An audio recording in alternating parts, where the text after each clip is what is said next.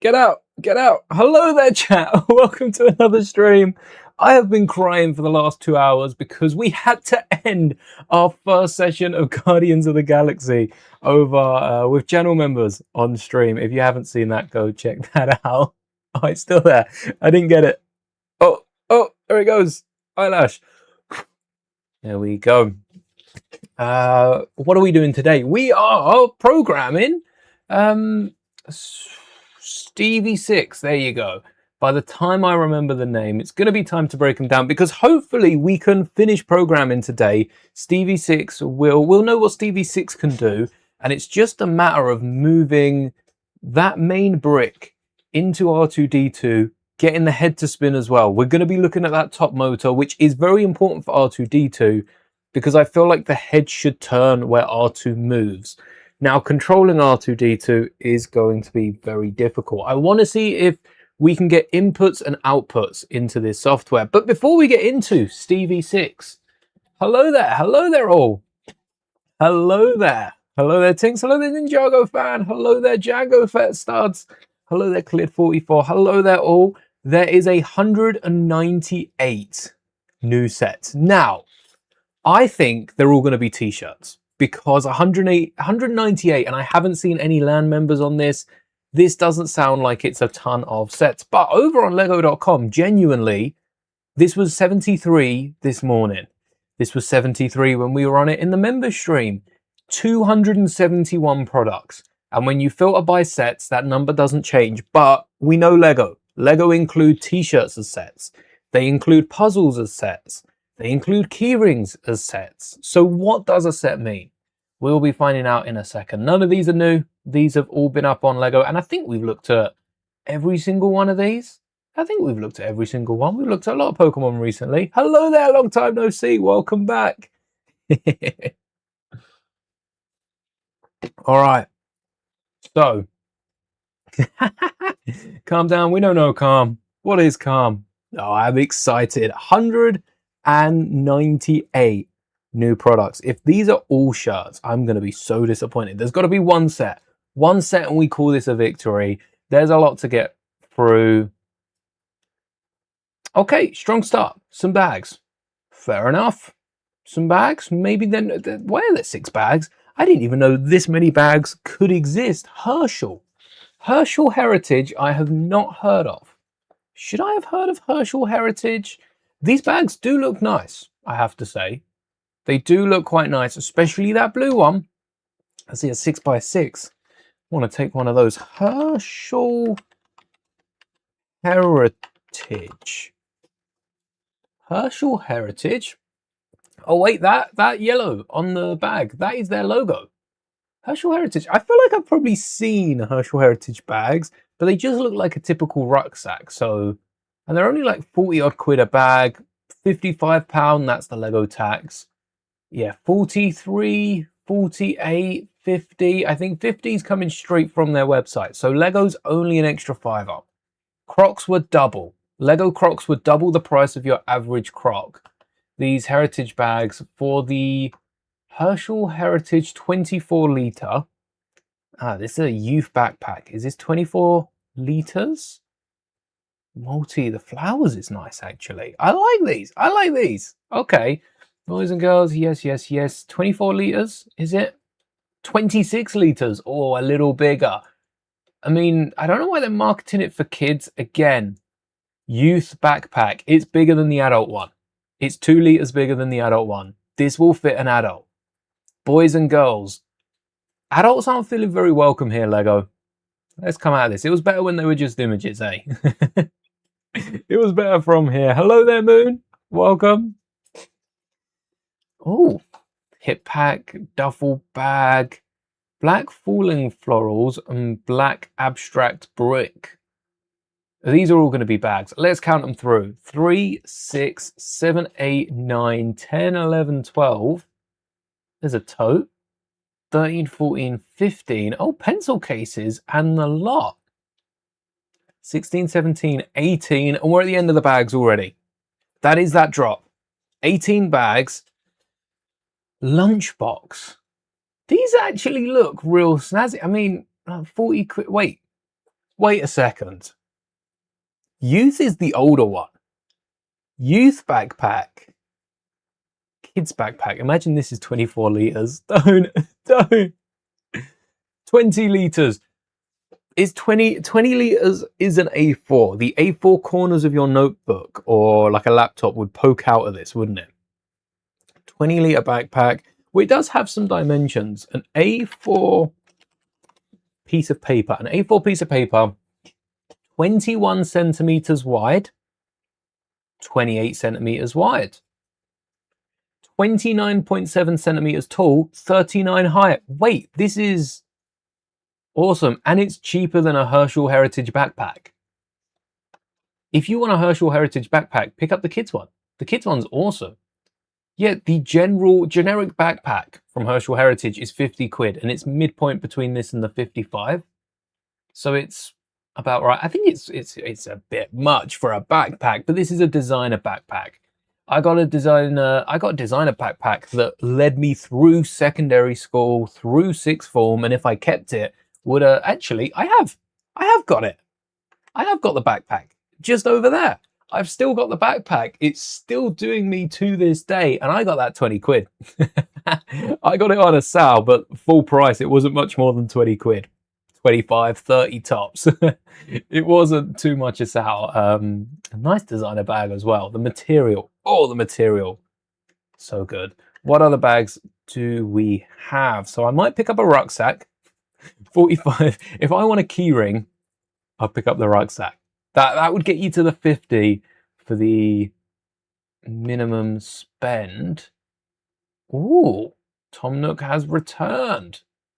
That's a good one to get. Not in the house, you're away for the holidays, watching from abroad. Awesome. Nice to see it. We were on like 27 something. These were already out, weren't they? This is like their football collection. I think their night collection had already come out. The balls are constantly coming and going. There's so many problems. We've seen all of this before. We haven't seen this. So there's more shoes, maybe. There's more t-shirts. There's vases. It's about time Lego have dropped some vases. £10 is a decent amount. I think most of these flower sets are in the 30 to 60 range. This one's probably closer to 30. You've got two different designs, which they needed to show on a black background. I can just see it. Maybe you can just see it. The flowers don't show up too well. I think the brick one's going to be more popular because Lego aren't known for their flowers. That looks cool. It's a vase. Could you use it as a drinking glass? I don't see why not. It might be a bit awkward. How big is it? This is more like a drinking pint glass. It's 16 centimeters tall. How wide? Doesn't say how wide. I suppose if you've got flowers, you don't really need a width measurement. You just need to know the height so you've got stems long enough. All right, that's quite good. And the backpack have been all right. Holiday Northern Ireland. Oh, nice. Got some good views over there. Lego Sports Nike Football. Engineered to specifications of athletes and Master Mouldie. Engineered to the specifications of Master Mouldie. We have our own Lego t-shirt. 32.70. I don't know the numbers.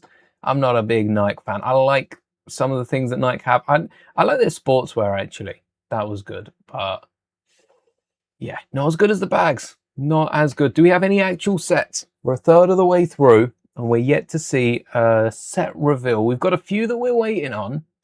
A few of these. Some of these have come out. Some of these have come out. A lot of these have already come out. Now this is filtered for coming soon and pre-order. Lego site. Lego site's down again, isn't it? Or at least it will be. Hey, lanyard, keychain. That's a good one. Yeah, so many of these. I mean, there's a few pre-orders here. Some of these are out. So these are all classed as coming soon sets. These are all out now. All of these sets. We've got sub 100 clove items. And these are all out. They got us excited for what? For a bunch of sets that we've been seeing on the shelf the last couple of months. The Ninjago ones. If you didn't catch yesterday's trailer reaction, breakdown more so than a reaction, I have clipped that up so you can watch that after the stream. Brand new teaser for season 4.2, which we don't have a date for yet, but any day now. And then this is the Star Wars May releases. If you missed out in May, we didn't get a set or a play set. We got a UCS set, but we did get a load of keyrings. So if you've got some collections, I did see someone had a light collection and they don't have the Ahsoka, Jedi Vader, and Vacation Vader. The Mandalorian's just the regular one. Imagine completing your collection and then they drop another. Every classic space fan ever. Enjoy your holiday, Ninjago fan. And it's green. Yes, it's better when it's green. Anything? No, that is, maybe some new minifigure bits, but I feel cheated. That bag's quite nice. It's expensive though. Is it at least got like a pocket on the inside? No pocket. And the materials on the inside? At least we know it's probably not a... Well, it is a print. It is a print, isn't it? It's a print, but it's printed all over. So they've probably printed it and then stitched up the bag. Better than printing it on the bag, but... Pretty decent. Pretty decent. Definitely not the sort of bag that you'd bring into school though, a Lego one. It's like bringing a Lego set into school. I wouldn't recommend bringing a Lego set into school because there'll be someone that thinks it's worth so much money and just rob it. And that's not what you want. You don't want that. We don't want to open camera. How do we get rid of this side bit? I knew we could. So if you missed out on, it wasn't last week, was it? It was the week before. We are programming this little guy down here, Stevie 6, inspired by Johnny 5. We have a table up so you can see exactly what it is they're doing.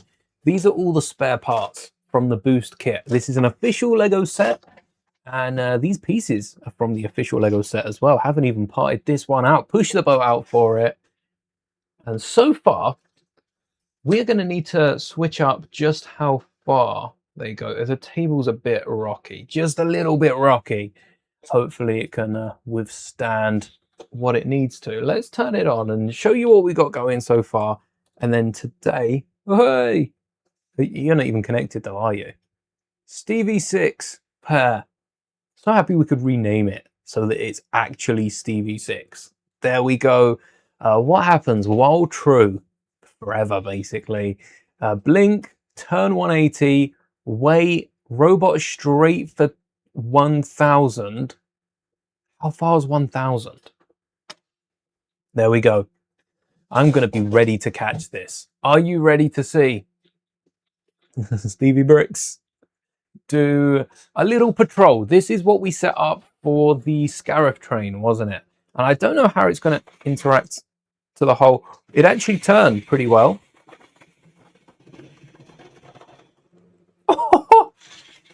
Okay, that's perfect.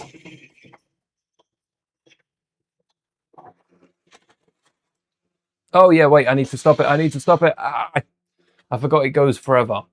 So it's turning 180. It's actually turning more than 180. I think it's turning 180 something. So this is where the back of the line, we need some sort of measurement that will allow us to see it. Also, I had a few conversations with a few people that were in the last stream after the stream was up, in comment sections and other chats, and talking about the back here. We modified this so that it could have as little contact to the base, and I think we even moved it up. But there's a few things that you can go down there. In fact, can I turn this off while we're not using it? Do I hold the power button? Sweet, that'll preserve battery. We've only got 7 hours minus whatever we spent last stream. We've got like 3 hours of life left in the thing. So this is the back leg, which we think is slowing it down. I actually think it's probably speeding it up now. If that was doing just over 180, that was going, which way was it spinning? Clockwise, right? spinning clockwise a little further, and then spinning clockwise, that would have been a little less. Maybe I had it at an angle to start off with. What if, well, before we what if, I've got a different base for the bottom. Rather than what we've got here, which is pretty solid, what I can do is flip it. So last time we had this and we flipped it up one. We moved it up one. We didn't flip it. Let's see if I can guess which side. 50-50. Which side are the pins put in? I'm going to go with this side. Oh, no. Wrong side. Well, it doesn't matter. We can still slide. Ah, no, right side, right side. Because this one can slide out. Yeah, that's what I wanted to do. I want to move it up one because we put together off stream what we think could be the fix that we need for the back. Rather than having the whole this, whatever this is, on the floor, we just need a rounded plate, a rounded panel that can rotate. And this is what we tried to get on last time. It's a 2x2 button on a plate, on a jumper. No, not a jumper, one of the jumpers with the hole in them, attached to a pin with a stud.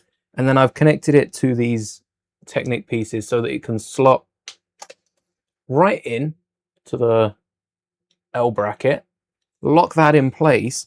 And because it has free range of motion, because it spins, where did that axle go? I am forever dropping pieces in this studio. I know. Where did that axle go? I need that to connect the thing back. Where did the axle go? Oh no, I have completely lost that axle. Oh, look at R2's poor face. A bit squished out. There you go, R2. Have some time in there. Entertain the stream for me, please, R2.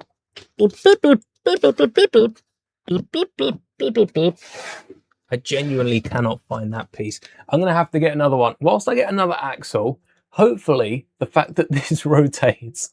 Hello there. Welcome to a Master Mouldie stream. Chaos is inevitable. That should spin. So that should rotate as Stevie Bricks spins. Stevie 6. Stevie 6 sounds like Stevie Bricks as well. Smash that. And once we've got the axle to keep it in, which is in this drawer, of course you're stuck. Thank you. Then we can test that out. Wrong one. All right. 5 long. That's 4 long. Oh, is it a 4 long? Is it 6 long? How long is it? Or is it 3 long? There is a 3 long one.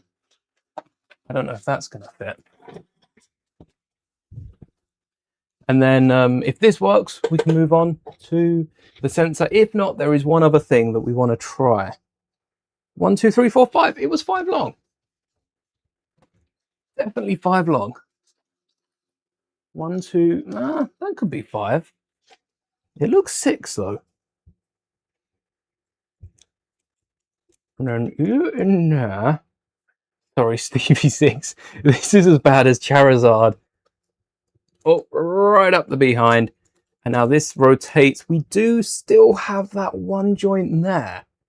And that may be problematic, but that can also be removed. And this is leaning back a little bit. So that shouldn't touch the floor much. But as it rotates, it doesn't seem to be spinning. Let's run the program again. Connect to Stevie 6. Yes. And then if this falls off at any point, let's hope the battery can take a knock. Wait, why don't I get like a beanbag, for instance? Why don't I get a beanbag one side and then a pillow the other side, just in case? You know, I'm not gonna make it fall on purpose, but just in case, we should probably prepare for it. Definitely don't need this blanket in the heat. All right. So we've got a beanbag one side. Maybe the beanbag should have been that side. Just in case it falls, we have set up our precautions, just like if Stevie 6 falls over. Oh, we set this up last time. Last time we prepared for this. This chunk of code here, if I can highlight it, this chunk of code here, if the system that tells us which orientation it is, isn't face up, if the back side isn't on top, which the backside of the brick is actually the bit on top. That's the bit we want on top, the backside. If the backside isn't up, it shuts down the whole system and asks us to stand it up and try again. So we've already got that. In case it falls, we already have emergency systems in place.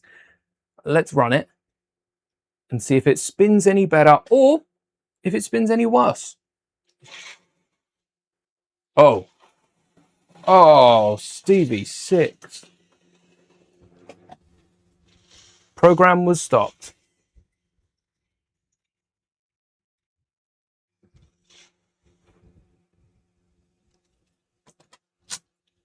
Sorry, Stevie. That didn't stop. That didn't stop because it runs it once. And then Stevie said no, didn't they just? They said, nah, no way, no can do, because we forgot to include it in the while true. But,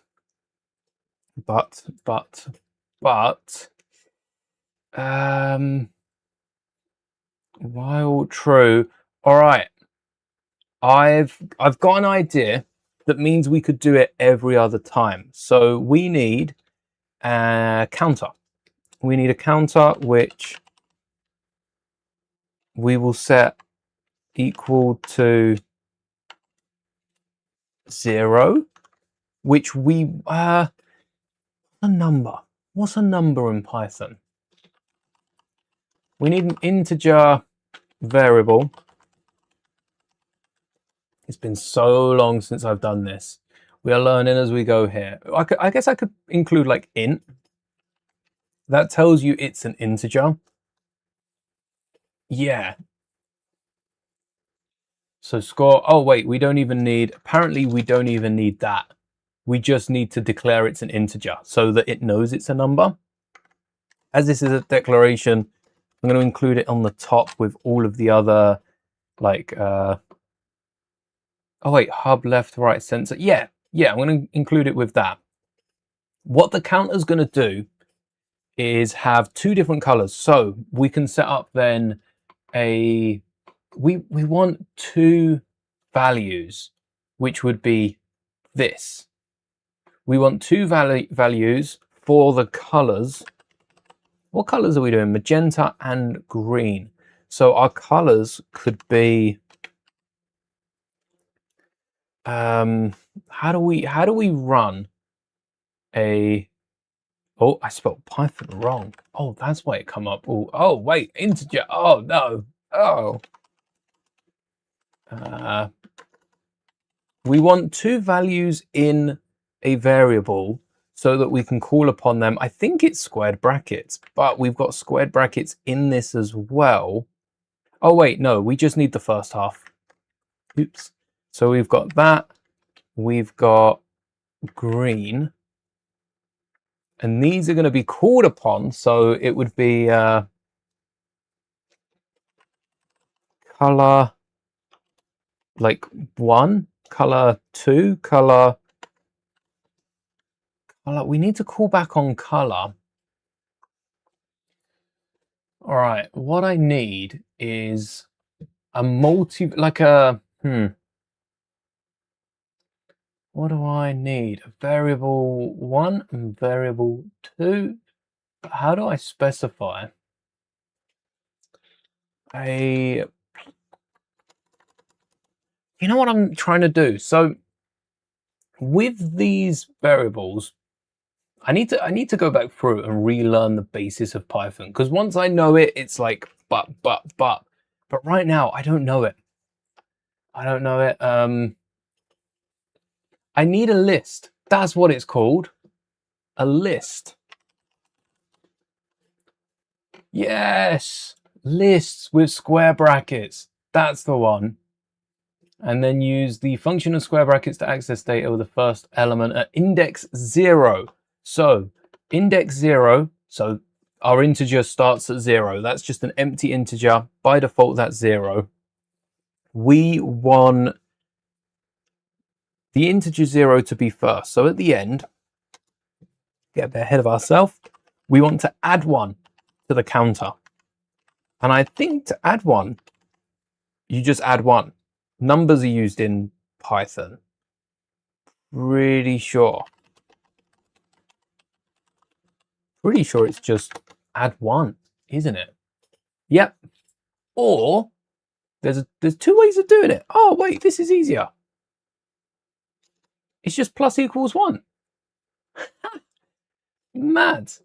Plus equals one. I used to use the counter equals counter plus one, because what that does is that takes the previous one, adds one to the next. But systematically, that can be a bit awkward. So we'll add one to the counter. Second time it runs, it then uses one. Then, so we need an infinite list of zero, like red, green, red, or magenta, green, magenta, green. Ah. So that would be color counter would be how we'd run that. And then that would turn the light. What I want to do is, for now, stop it turning, and we'll keep the weight. Stop the straight as well. Keep the weight. Wait, the weight. Oh, I think the weight should be between the turn, because that will allow us to see if it will make the straight. And then, yeah, we'll check every time, but we kind of want to get rid of this as well. We want to run it so that the color will switch. Hub light blink, and then the color will be a list of these. But how can we do that so that it keeps going? Because we've got counter plus one. Well, that goes to 0, then it goes to 1, then it goes to 2, which will give us back an error, I think. I don't think it goes back. Plus 1. And then... oh, also, we're going to need to do that. If we're shutting down the system, we don't need to plus 1. And then when we run it back... oh, I guess it should be zeroed every time we run it. Otherwise, it's going to keep adding, and that's going to get crazy. All right, plus equals. So much easier, isn't it? So at the minute, it's going to color, but I'm pretty sure that color ain't going to run this. We need to 50-50 flip it. Well, true. Plus 1. We could be complicated, and for now, just make sure it works. If, oh, will it be if it's up? Else if counter equals 0, then counter plus 1, else counter, we'll make it equal 0. That should work. So if it is 0, plus 1. If it's not 0, it's 1, then yeah. And this will be our little loop at the back here. It's not neat, it's not pretty, but it does look, it does look pretty nice, actually. I do like using a load of these. Let's see if this will work. Oh, mess around. Line 31, invalid. Syntax out. Oops. Oops. My bad. Oops. And really, if we're being nitpicky here, oh wait, I've done the wrong one. It's that one. Yeah, and if we're being nitpicky here, I should have a few of those whacked around as well, shouldn't I? How often do I use those? Just every line. Yes, yes, yes. To tell it that we finished the line. Line 31, invalid syntax. Is it our else if?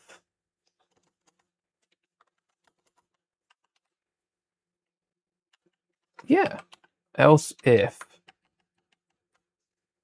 counter equals, oh, I understood it. I didn't even have to look up that one. Yeah, there you go. It's the double equals, because it's is equal to. First one is just if. Oh, yes! Oh, look at that.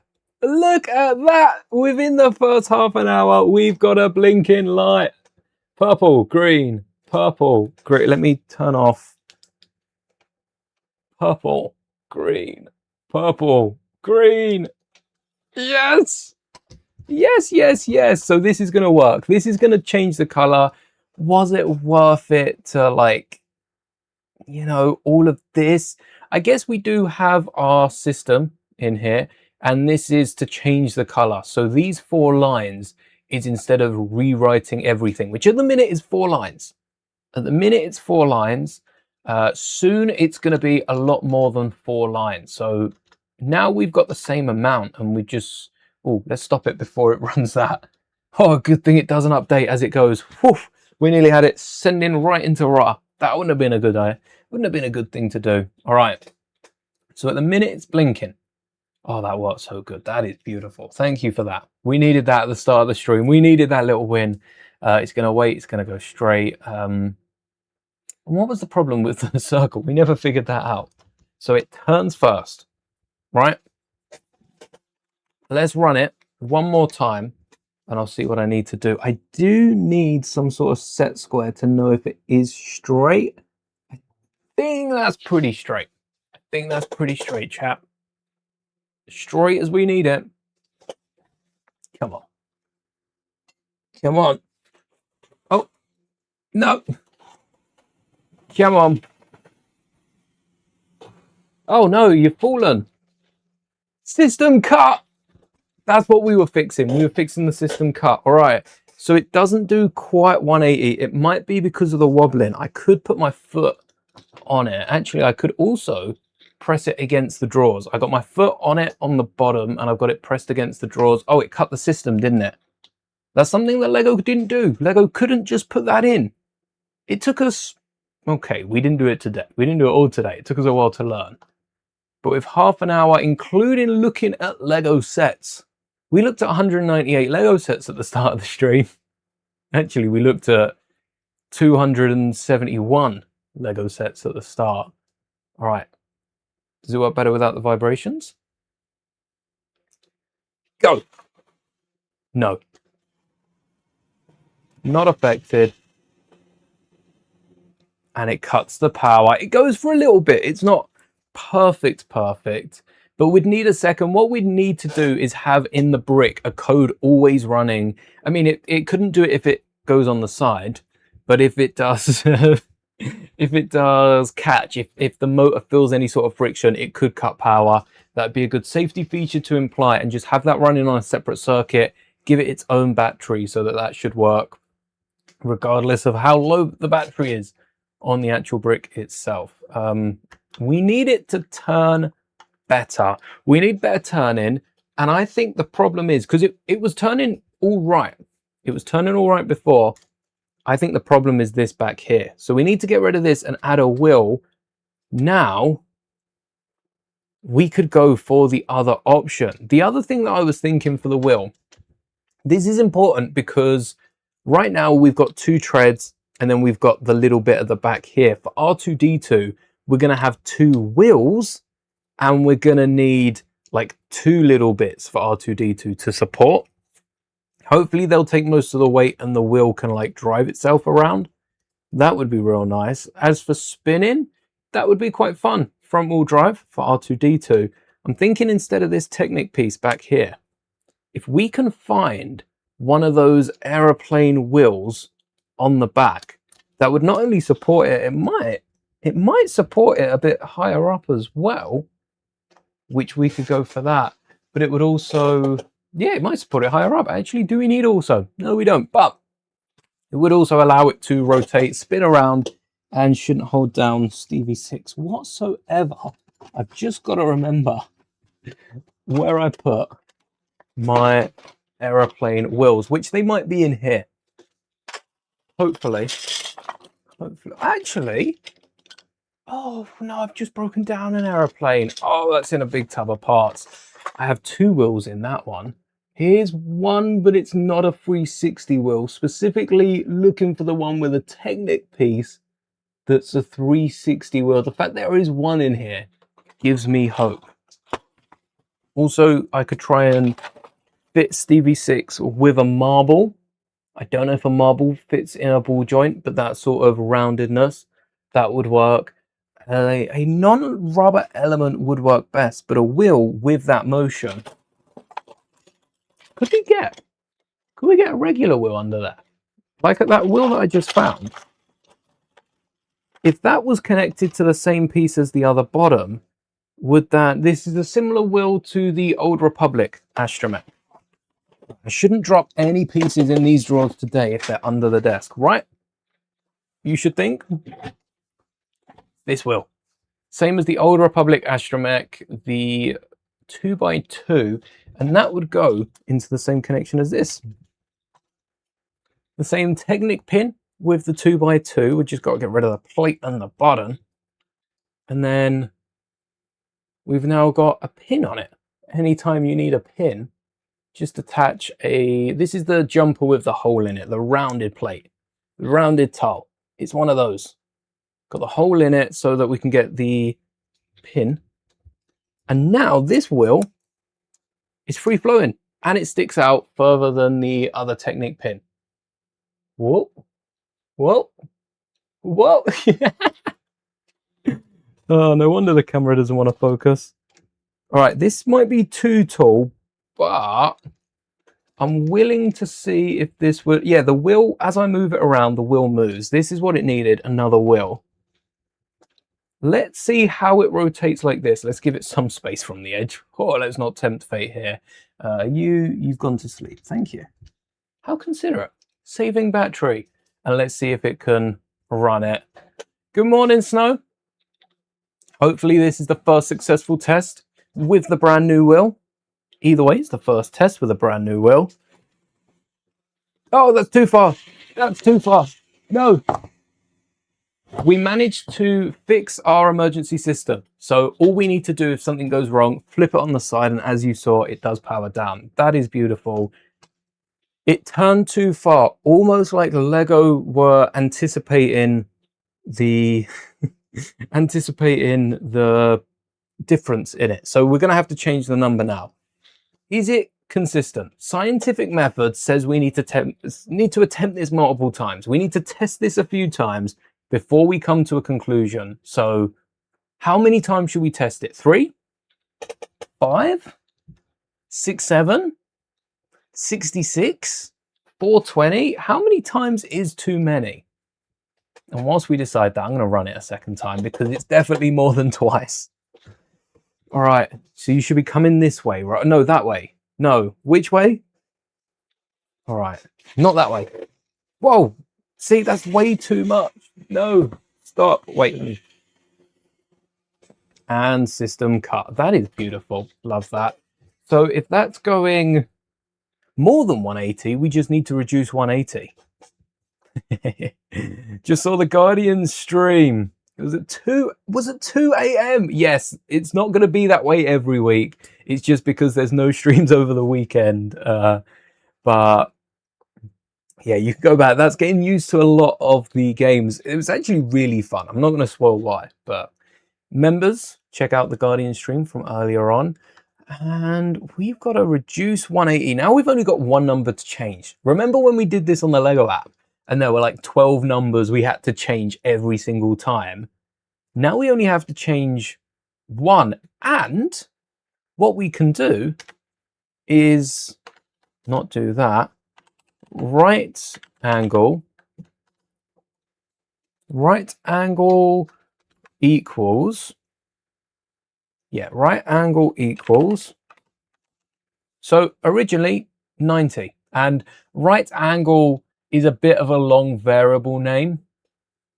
Right angle, left, right, robot turn.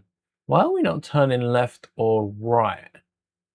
Port A, robot turn. Why is robot turn not moving it left and right? We got the light. Where's the turn? Where's the turn? System, lights on and off. Move up. Side, yes. front side, move hub, top side axis Z, front side axis. Okay, using the hub status light. What about moving? Move hub light off. Oh, it's called the move hub. What about moving? That's telling us which way. Have we not done moving? No. Motors, sensors, and no. What about the move hub? The move hub is called a move hub. We've kind of done moving, but not really. Like 420 better, but 3 should be a good start. All right, we'll run that one more time. Let's pair that up. Stevie 6. And whenever you are ready. So it's about 90 degrees.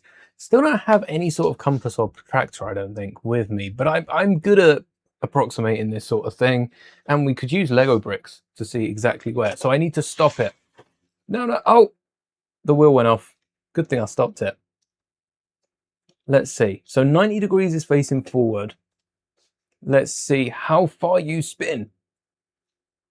I won't hold it. I won't hold it down. Let's see how far it naturally spins. That's pretty far. That's eyeing you up, chat. That is straight at you.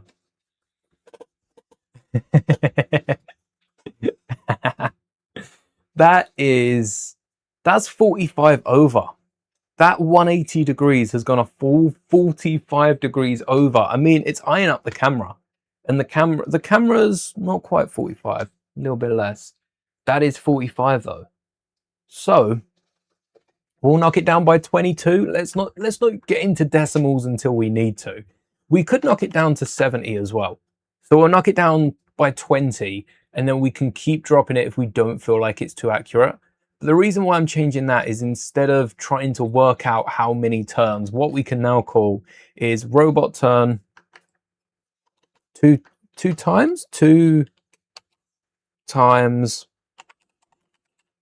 right angle. There we go. And that should be 180. That's my thinking. Hopefully that's 180. Let's set it up, ready to go. Are we already paired? Oh, it just slept. We were.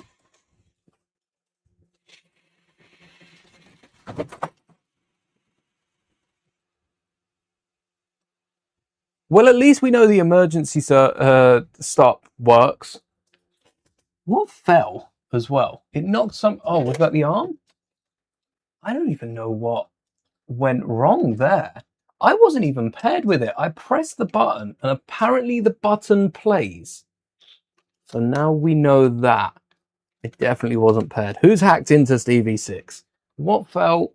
Anything? Nothing. No, nothing fell. It might have just been the noise of it hitting the head. Stop.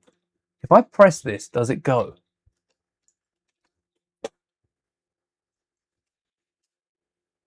Nope, not paired. Now it's paired. Plus, that was far, wasn't it? That went the same distance. And that was the double right angle. I don't think it run it. All right. Let's run it one more time. And go. Yes. Yes. Yes. No. You did so well.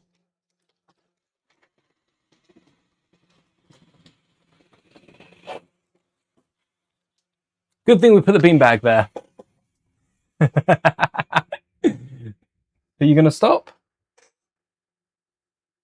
Yeah, it stopped. Okay. Just had to check. Oh no, not the moustache and the hat. Good thing my moustache can't fall off. It probably would have done it by now. All right. There's your tash. There's your hat. Looking stylish as ever, bud. And the 180 kind of works. It doesn't feel too accurate, and I still feel like it's going further that way, but a lot of it is in the middle here. A lot of it is the jump here. So hopefully that doesn't affect it too much. You stopped, didn't you? Are you going to stop, though, when I turn you back on? No hub detected. Well, It's right there. Hello there, Bevel. Hello there. Oh, yes, Python does not work in the chat, I'm afraid. Otherwise, that would give us some good exposure to it. Before... Oh, might have been before your time to brain rot exposure. No. All right, let's run it. Did you miss something? What about the kitten-shaped flower balloons? Oh, those balloons. They are Tinks.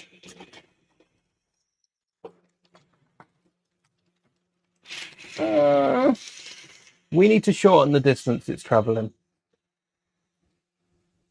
All right, I'm just going to reset it down here. I didn't go too far. Why has it got an arch?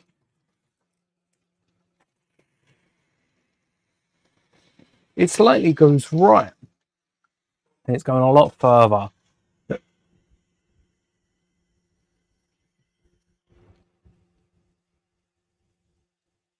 Okay, it stops eventually. It's going a lot further than it was with the wilt. That's a good sign, but it slightly goes right. It slightly goes right. Where are the double ups of the gears? We've got one on the outside, two on the outside. That shouldn't affect it. Why is it going slightly right?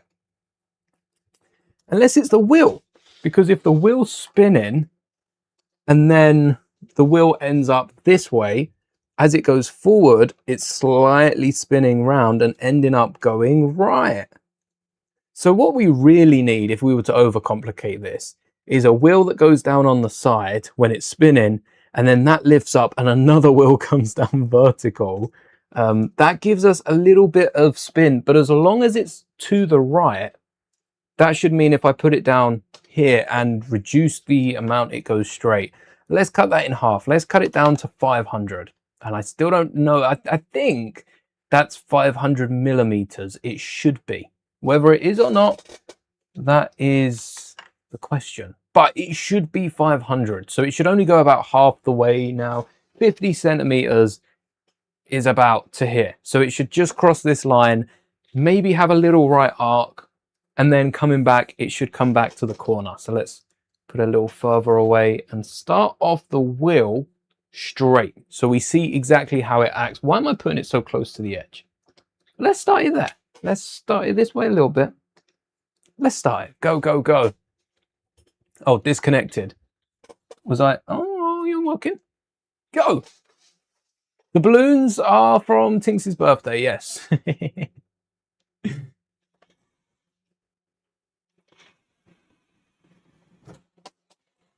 Oh.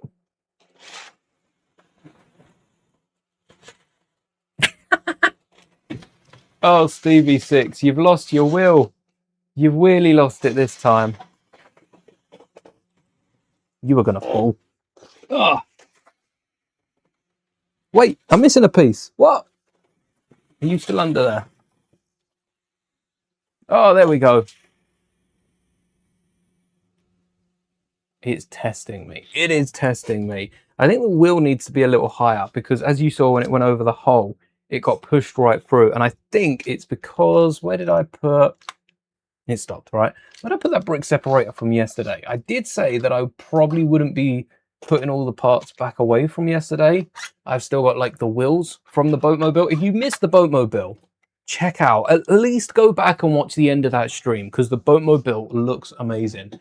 But I think of all the parts that I didn't put away, I think I put away the brick separator. I think I did. So at least I put something away. Oh, that's because I used a 6-length bar, not a brick separator. That doesn't fit in there. And then I threw the axle, didn't I? So this is not going to hold. This is all right. I think the difference that needs to be made, rather than it being on the bottom end, we need to put it on the top. Real easy fix. Put the wheel on the other way around. It's still taller than the Technic, so it will stick out. It'll still support Stevie 6 here. But it won't be pushing Stevie 6 up and, you know, when it goes over the gap, hopefully the wheel won't fall off. and it will stay on. Let's get that wheel out the back. We'll run it again. Come on, and then we'll move on to, if this works, even if it goes off to the right a little bit, I think we work on the next motor. The big challenge is going to be that hole in the middle. We are teaching Stevie 6 to overcome obstacles here. Assumed they were Pokemon balloons. Oh, I see. Oh, you're not going to go far enough. Nope, you're definitely... Oh, you're welcome. Can you come back this way? No. What if? Hold ya. What if it's... Maybe we should make it go straight before it turns. Let's flip that around. First off, let's get it to go straight. We still want it to wait. Yeah, that gives us enough time to cancel it as well. Wait, straight, blink, turn. Wait, straight, blink, turn. You could tell we're already 3 hours into a stream. They do look like Pokemon, don't they? Pretty cool. Pretty cool. I like that. Canonically, you got them as a reward for defeating a massive piranha plant. Not PT. Not PT. PT is safe. PT is all right. But now I want to see a Pokemon of it. Can we get a Lego Pokemon that's a plant pot with plants? That would be awesome. How does one defeat a piranha plant? Zombies, right? That's Plants versus Zombies. Gotta be zombies. What were we doing? We flipped that around. We are sending it. Oh, 70. Yes, I think the 70 is a bit extra. Now I'm going to test it with 90 because it might work. It might have been because the wheel was holding too much pressure. There wasn't enough friction in the front two treads that it wasn't turning as much as we hoped. So, well, wait, no, it was turning more. How? Maybe the pressure was lifted off the gears? Maybe there was too little pressure and it was spinning even more. Go. Oh, we forgot about that. Yeah. No. Oh, wait, because it's going to correct itself. Oh, oh. I'm going to pull it over a bit. What have I done? Don't.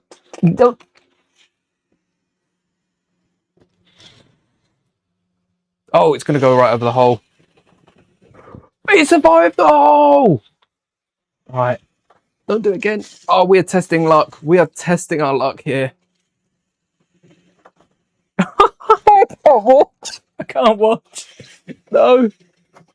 It keeps going over that hole in the middle. There is like an umbrella hole in the middle. Scientific methods. It straightens it out when it turns. All right, starting to get a little less accurate. When it turns around, because it's turning to the right, this wheel is being pushed behind, which is going to the right. So that means when it's going straight, that wheel, this wheel here, has to have a little time to turn. And in that turning, it's swinging the back out a teeny bit, making it swing. But because it's doing it both ways, we're good. We can move on. We've got it. So we're caught up and we fixed everything that we had to fix. Our true code, under while true, which will just loop this forever, is 1, 2, 3, 4, 5, 6, 7, 8, 9, 10, 11. Our true code is 11 lines. We're going to say that's 11 lines of code. That's pretty cool. Massive weed killer inserted into your flamethrower.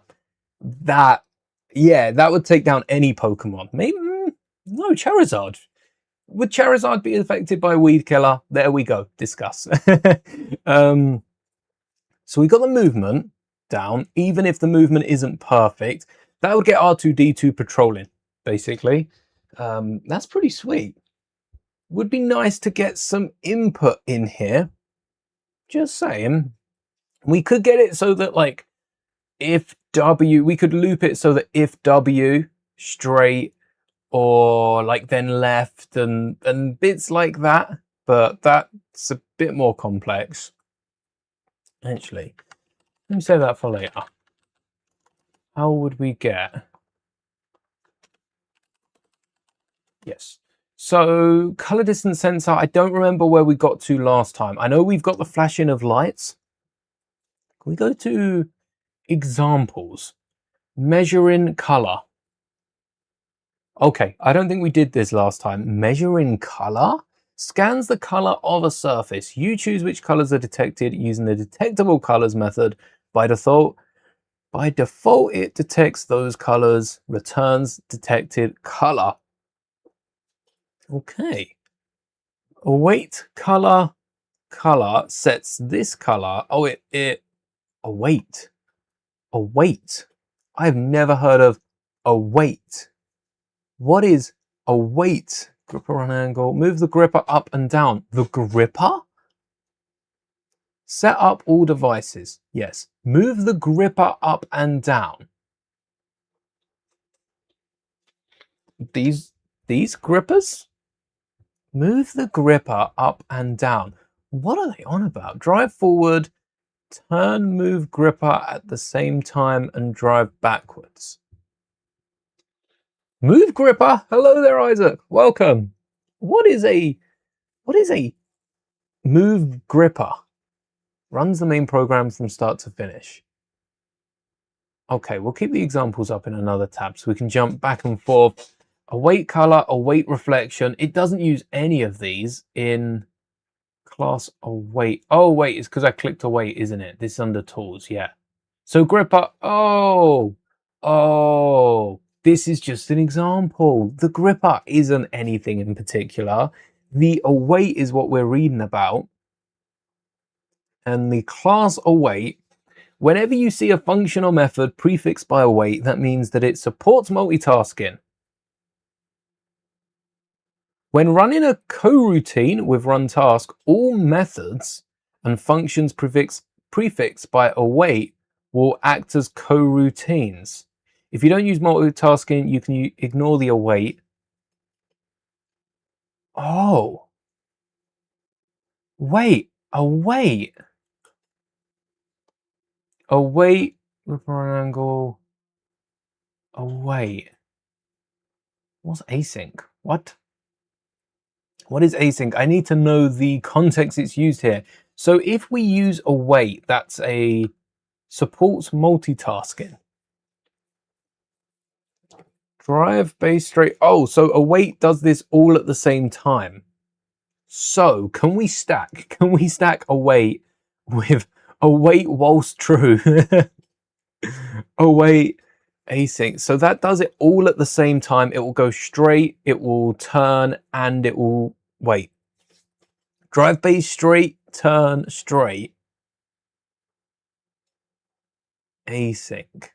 Async, I would assume, would sync them up as well. Await multitask, coroutine 1, coroutine 2. Runs multiple coroutines currently. This creates a new coroutine that can be used like any others, including another multitask statement. So await, multitask, blah.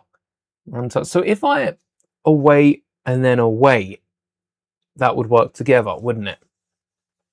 Hello there, what do I think of the new teaser for Ninjago? I'm excited. We looked at it at the start of yesterday's stream and I've clipped it up in a short video if you want to check that out after this. It's so good. I can't wait for the new half of the season. I keep calling it a new season or like season 2, but it's 4.2. It feels like another season. I cannot await. While true. Await while true. And then also await if, no. Am I running that right? Await, oh, await if that's one function, and then await while true. That should stop it at any point. We need to turn that to an if. I don't think this is going to work, but isn't that why we're here, to test if this does work? If this works and we can multitask this, oh, we're going to be doing so much. We can just get the colors to change as we do any. Oh, whoa. Trace back. Line 20 syntax error. Await if, I think, is the problem. Await if... syntax error. Yeah, definitely not await then. Definitely not await. Let's bring that back. Definitely not await. Async def main. Await, await, await. So we need them like this. Do we need async? Is that setting up this? Multitask until... Wait, that's multitask though. We need await. I think that's right at the top. Timing tools, await, time. We want await. We don't want time. Pause, time, resume. Stopwatch could be good. Tell us how long we've been running for. Especially with input and that could change how long it goes. Linear algebra tools. Ew, we don't want algebra. Cross multitasking await, but it doesn't explain await more than this. Whenever you see a function or method prefixed by await, it means that it supports multitasking. Maybe we don't need the double await. Maybe await as a function. We could create a function with an if statement in it, but then we'd have to await that. And that's awkward. All right, we're going to turn you off for a second. Don't worry, you're coming back on in a minute. We just need to sort out this await. What is the... This is going to return an error probably as well, because it uses await. Thing is, we're looking for if. We need to while. While. That's a good point. While true. Wait. Why don't we while this? While blank equals blank. Because the minute it stops, but I feel like it won't stop midway. I feel like it won't stop midway. That'd be a good way to counter it. Let's add this at the end. We'll ask it to stand it up or say goodbye maybe. Farewell. All right, no hub detected. Yep, help if we turned it on, wouldn't it? So what I'm hoping this does is it only runs the code whilst Stevie 6 is standing up, which we're not going to be laying R2D2 down. Maybe later we'll need to switch that up. But right now, this should work. Come on. Come on. You know you want to. It's running. Please stand me up and try again. Is it? Was that no? I should clear that bottom bit, shouldn't I? Let me try and run it again. While... Oh, I see our mistake. Whilst it isn't standing up. I never changed it to whilst it is standing up. Yes, we've already done that. Oh, the silly little mistakes, eh? Gotta love them. So now whilst it is standing up, otherwise it just said, please stand me up and try again. This should work, and it should come a little here, a little there, and keep coming back and forth until I push it over. Which, spoiler alert, I am going to do. Oh, you're not straight. Maybe you don't have to be. Oh, you almost went over the hole. Oh, no. That was violent. I am sorry. But it stopped, and it stopped instantly. That was proving a point. Oh, I know what's missing. I know what's missing. Stevie 6's bow tie is missing. Oh, where'd your bow tie go, bud? Where did it go? Oh, that thing's gone. Wait, where did the bow tie go? Is it down here? Hello? I can't see it. Maybe it fell down the back. I've lost the bow tie. Anyway, bow tie's not too important. It goes forward first. So it should start back here. It goes forward before it does anything else. Again, scientific method. We've got to try it 3 times. Remember, always 1 in this set when you were younger. I can't believe I didn't know it existed. Let's turn it back on. Hopefully we're not damaging the brick too much by throwing it around, but we are testing it. We are play testing this. And I'm going to let it come forward, back, and on its second run, I am going to knock it over again. I'll try and be a bit more gentle this time, just to make sure it still does the 180. It's a bit much, very much, but then it comes back and corrects itself. So I feel like it's all right. Hubba! And it cuts it instantly. It cuts it instantly. It was mid-straight, no, mid-turn, I think it was. Mid-turn, and it cuts it instantly. Wow, the answer was there in front of us all this time. How crazy is that? The answer was here in front of us all this time. We just had to add this, and it gets rid of so much more. I'm going to switch that out. Instead of please stand me up and try again. That sounds like a failure. Let's hit it with the may the bricks be with you. There you go. May the bricks be with you before it shuts down. We should start it off with a hello there as well, so that we know it's... Let's run a little test. So we don't need the... No, we do need the counter. Let's print a little hello there. And that will tell us if it's run. And then if it fails to stop, we'll see, because there'll be a bunch of hello there's. All right, we made a mini-me now.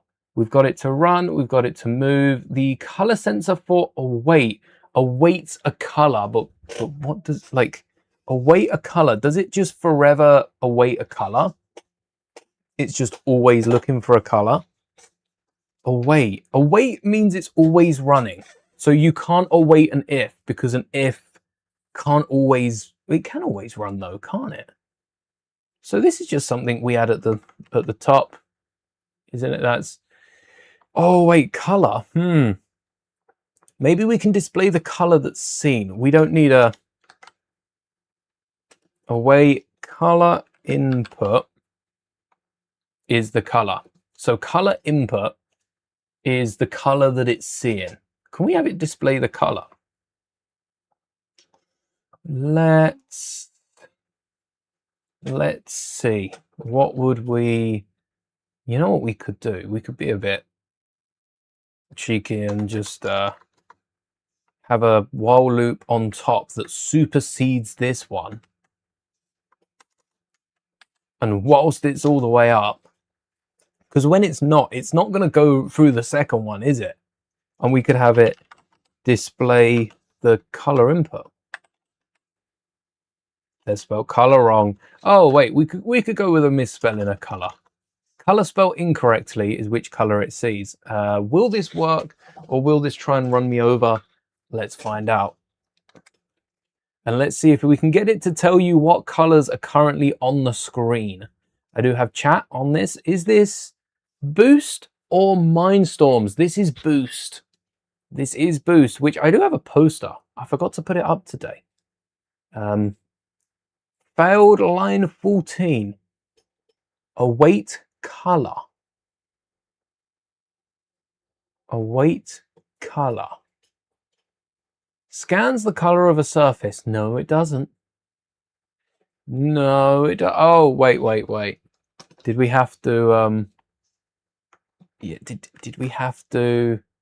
We don't have the port that it's on, do we? Class color distance sensor port to which the sensor is connected. Yeah, we haven't done that. So we need to tell it what port it's connected to. What port is it connected to? And how do, oh, color sensor is, color sensor's this one, which is port C. And do we just put port C? Is it, or is it C? Port C. Yeah? Line 15. Color is color. Wrong one. Let me pin that so I don't click that again. Scans the color of the surface. You choose which colors are detected using the detectable colors method to match. So do we need to set up detectable colors? This is where the back bit really helps because it shows us all the bits that it's not explaining. So we're importing color distance sensor. Oh, I haven't imported it. Oh, I haven't imported any of this. Import port and import weight. Oh, we need to import all this. Let's just import everything. Why not? What's the motors as well? What do we need to import from motors? Whilst we're here, so that we don't forget it, we need to import just motor. Import and weight. Yes. OE-doty. So we'll import that afterwards. Now we've imported color distance sensor. Still an error. Sensor equals color distance sensor port A. Did I do that? Did I do class? Didn't I? Class. Oh, I forgot the equals. Sensor color distance sensor port C. We already did that. That's probably why that isn't helping. We've already got it to port C. While true, color equals sensor.color. That's read the color. Well, then it's just not telling us the truth. It told us read the color was await color is that. Not color equals sensor.color. So await color equals sensor color. Sensor color being the color. Cool. Don't know where the await comes from. And then print color, which is what we want. We are finding the color. I guess we need to keep that in here, and we will need to semicolon so that it works. 26. Syntax can't assign to expression. Did I need to import something for await? I don't, do I? Import motor, direction, drop. I think I do. I think I need to import multitasking. What is in outline 27? It's the same thing. Await color. Can't assign to expression, so you can't have it. Oh, because it's in a while loop. Oh, because I've whacked it in a while loop now. So now that we've got it running, would I be able to assign it anywhere? Let me run it under here. Oh, wait, no, after hello there. Yeah. Await color. That should run it simultaneously with the rest. 26. Await color sensor. Can't assign to expression. What if we tried the original one, which is await color. Await color. Let's put a pin in that. Do I semicolon it? Line 27. Maybe I do. No? Well, I suppose anytime we need it, we can call on which color it is, can't we? Which is what this is. So if we get rid of await, do you work? Yes! No syntax error. You know what? Forget about await. We don't need to multitask. Let's just get something done one step at a time. 28 error. Name error. Display color. Why error? Why error?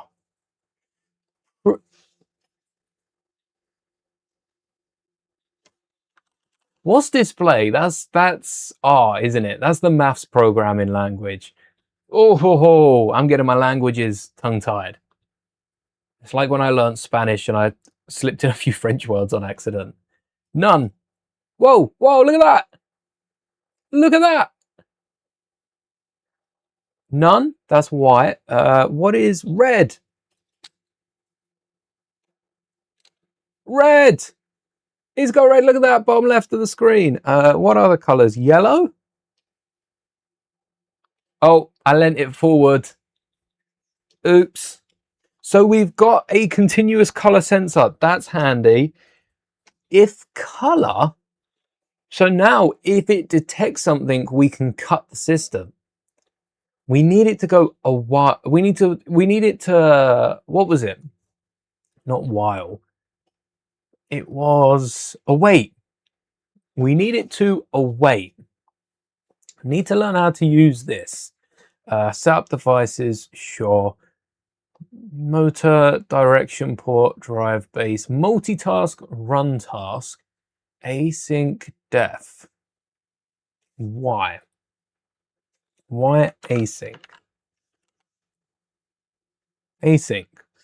Hybrix supports cooperative multitasking using the async and await keywords. This allows operations that normally take some time to complete to run in parallel with other operations. Await runs multiple coroutines concurrently, creating a new coroutine that can be used like any other. One or more coroutines to run in parallel. And race, choose force to wait for all coroutines to finish. Returns tuple of the return values. What? English, please. Runs a coroutine from start to finish while blocking the rest of the program. Oh. We just want to run. Wait. Why if we want to run it side by side? How to use multitasking to make a robot drive forward, then turn and move a gripper at the same time, and then drive backwards. Oh, wait, so this is the same time as this. So gripper run angle, it moves the gripper whilst it drives forward. It then moves the gripper as it turns, and then it drives backwards. Run task main also syncs with move gripper. So it moves gripper. Oh, wait, no. Multitask. Oh, multitask. How does it await? Like, how does it do both of these? So it moves the gripper. I suppose it might like open, close, or it might pick something up here. That's the multitask though. As it turns, it moves the gripper at the same time because of multitask. So that's what we're missing. But I feel like await doesn't do much then. What does await do? If multitask is just gonna multitask runs two things at once. Await doesn't do any, like it's not moving forward and backwards at the same time. We want multitask, and we could run it with both of those. Multitask, for instance, multitask would do these at the same time. Multitask color sensor. So we're finding the color and printing the color at the same time. Still work? Let's find out. And that live color sensor will also let us know if something's in the way. But I don't know how close it has to be. Line 27, positional arg after keyword arg. Positional arg after keyword arg. I think this should work. Positional argument after keyword argument. Positional argument. Is it because it's not a task, it's requiring input? So I can't run the multitask with this because it can't get information and show information at the same time. It's about moving or doing rather than, you know, asking and receiving. So that's cool. Be nice if I could multitask this though, using async def, and then await. Await doesn't sound like it's doing what I thought it did. Await I thought did at the same time. Whenever you see a function prefixed by await, this means it supports multitasking. Maybe some don't support multitasking, so await would do it in a multitask, but non-await would do it out of the multitask. It's a way to get two different things in the same move gripper. Right, specifically when run task is not used, functions prefixed by await will act as normal functions. Wait, what? When run task is not used, so you have to run task bump. When run task isn't used, They're just regular. Oh, wait, they're regular so it won't multitask, or they're regular... Because what does await actually change here? I can't see it doing much. Await. Unless it awaits in a Oh, it's because we're multitasking. We're not telling it to drive and this and that, which is all in the list. We're awaiting. So drive. When it's ready, it will do the first one. Then when that's done, it will do the second one. We're awaiting the previous line in that function. Oh, yeah, we don't really need that. In fact, I don't even think we need the... I don't think we need the... No, I don't think we need any of the others. So what we need here is, rather than whilst it's that side up, we need a color to set it off. So color sensor, whilst the color it's depicting isn't red. Red is going to be our go color. It's going to be like a ball. Whilst it isn't red, it will show us the color. That way I've got to stay away. There's so many reds on the screen though, and LEDs are all red, so it's going to pick it up. But whilst it doesn't see red, what's red? Color red. Color dot red. Then it doesn't go, and it also goes straight first. So red's going to be our color to set it off. Let's have it so that it goes over the hole, because why not? I like to torture it, apparently. We also don't need it to blink or wait. Let's clean up some of the green. Yeah, we definitely don't need it to turn 430, and we don't need the right angle because we're turning it 90 anyway. We just need it to turn 180 here. Perfect, which is in the name. And so far, oh, let's ignore the top end. All right, are you ready? Oh, you are ready. You are ready. Let's get a tub. Let's get a tub to set it off. Right now, it's waiting for the color. None. So it's not detecting any.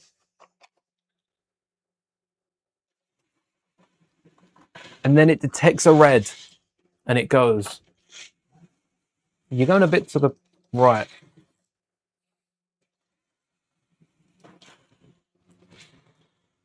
We need it to switch as it turns, color-wise. I'm surprised it's not bumping into anything. It really isn't moving too much. And perfect. It stops right away. You know what we need? We need a sensor that if it sees something, this isn't typically going to be on here. This is going to be like on the floor. If it sees something it's going to bump into, we need it to move around and try to go around it. We need it just to be free going. We'll set a limit. We can't have it go until it bumps into something, because it could just keep going down a road forever and it would never stop till the battery lasts. So it could go up to like 7 minutes of drive, 7 hours even of drive up the road.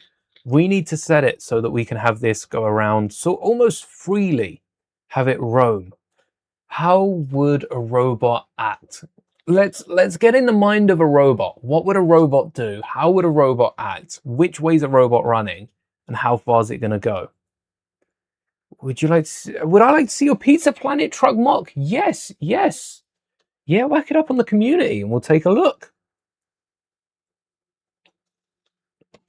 I would love a Pizza Planet Speed Champions. That would be my first Speed Champions. I'm debating picking up Lightning McQueen. Lightning McQueen looks so good. And I got in there and built my own custom one before the set came out because I knew I'd want it. Pizza Planet truck. How have they must have done one, haven't they? Lego back in the day. Pizza Planet truck. They did do one, and they did actually they did a Speed Champions-y one that still looks pretty good. I'm not gonna lie. It's definitely not Speed Champions nowadays, but when did this come out? Come out how long ago? And it matches the Speed Champion size as well. Wow. Maybe we will go back and, I don't know, there's a few things missing about the Lego official one. For sure. Definitely a few things missing. We want it to act smart. We want it to be able to be dropped and then know it's about to bump into something. So actually, whilst the color sensor, we need a compound whilst. We need whilst it's up. Is there a while? We need a compound while. While blank and blank. We need it to not have anything in front of it and it to be the right way up. Whilst and seems to work. So whilst this equals none. No, hold on. We need it to multitask. We need it to multitask because we can have it going straight out. We don't need to go straight. We want it to go whilst it's clear. If it's not clear, we don't want it to cut. Whilst it's clear, and this is why we need multitask it, because we need these to run all at the same time. Whilst this, whilst this, wait. Whilst it's up, all right, let's bring in multitasking. Come on. Await. We're going to have to use await in async def. Would this work if we put all these while loops in these definitions? So this would be fallen. What do we do? So they've named it and then they've got all the a while. Was that what it was? Await. Await. Await. So if it's fallen, that would be whilst this though. Whilst it's fallen over, while true, if blank, blank, blank, but we don't want it to run through. We want it to only work while it's up. So this is step one. Oh, I'm complicating this. We don't need none of this. We just need a double while loop. We don't want whilst A and B. We want whilst A. Whilst B, otherwise, you know, that sort of thing. Yes. So whilst it's up, cool. Whilst the color is equal to none, whilst there's nothing, whilst it can see nothing, then we don't want to do this. We want to hide this away. That tells us what color it is. Whilst there is no color, we want it to run this. Oh, we want it to go straight. We want it to turn. Do we want it to turn first? I can't remember what we wanted to change. We want it to turn, and as it turns, the color changes. So we'll change the color. Where's the change of color? This one. Yes, we want to change that after it turns. Straight turn. Wait, but then what if it's straight and then it turns? Whilst that's true, it goes through straight, yes, because then it turns. Wait, that should always be free. That should always be free. And if it hits something, then it stops.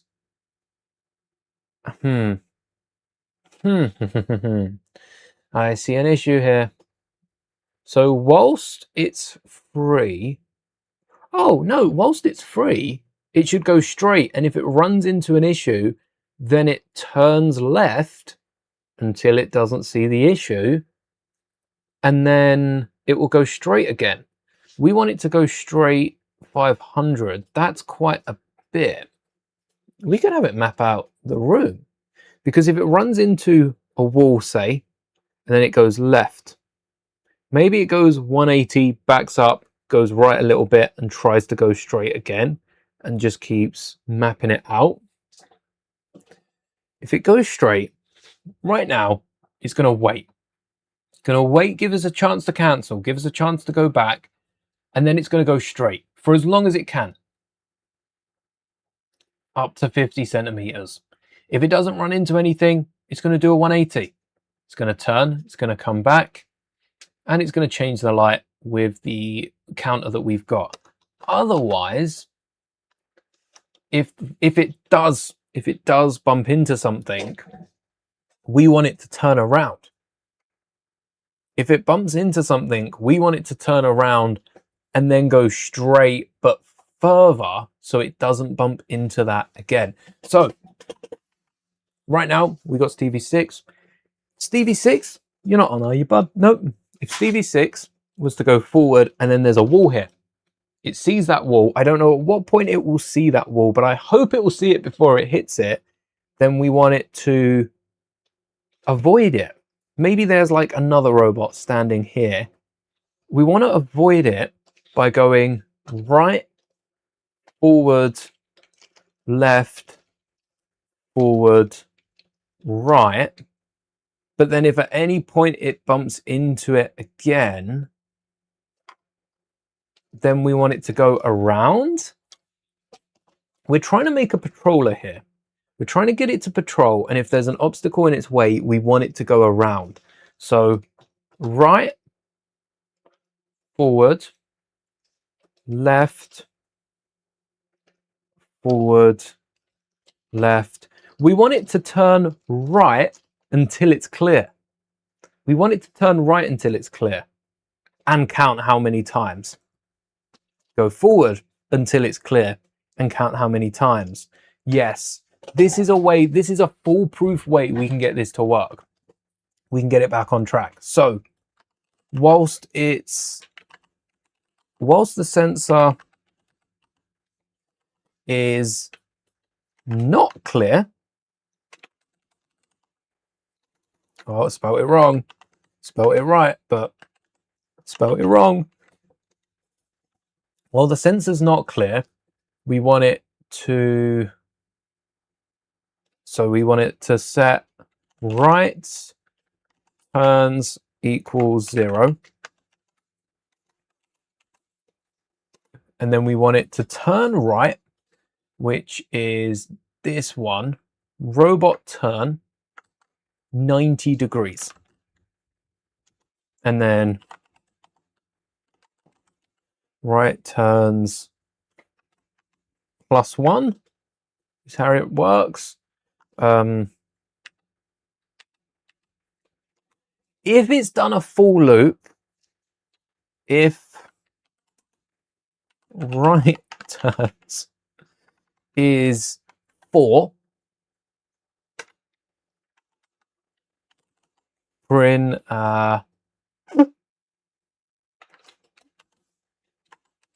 help me, I'm stuck.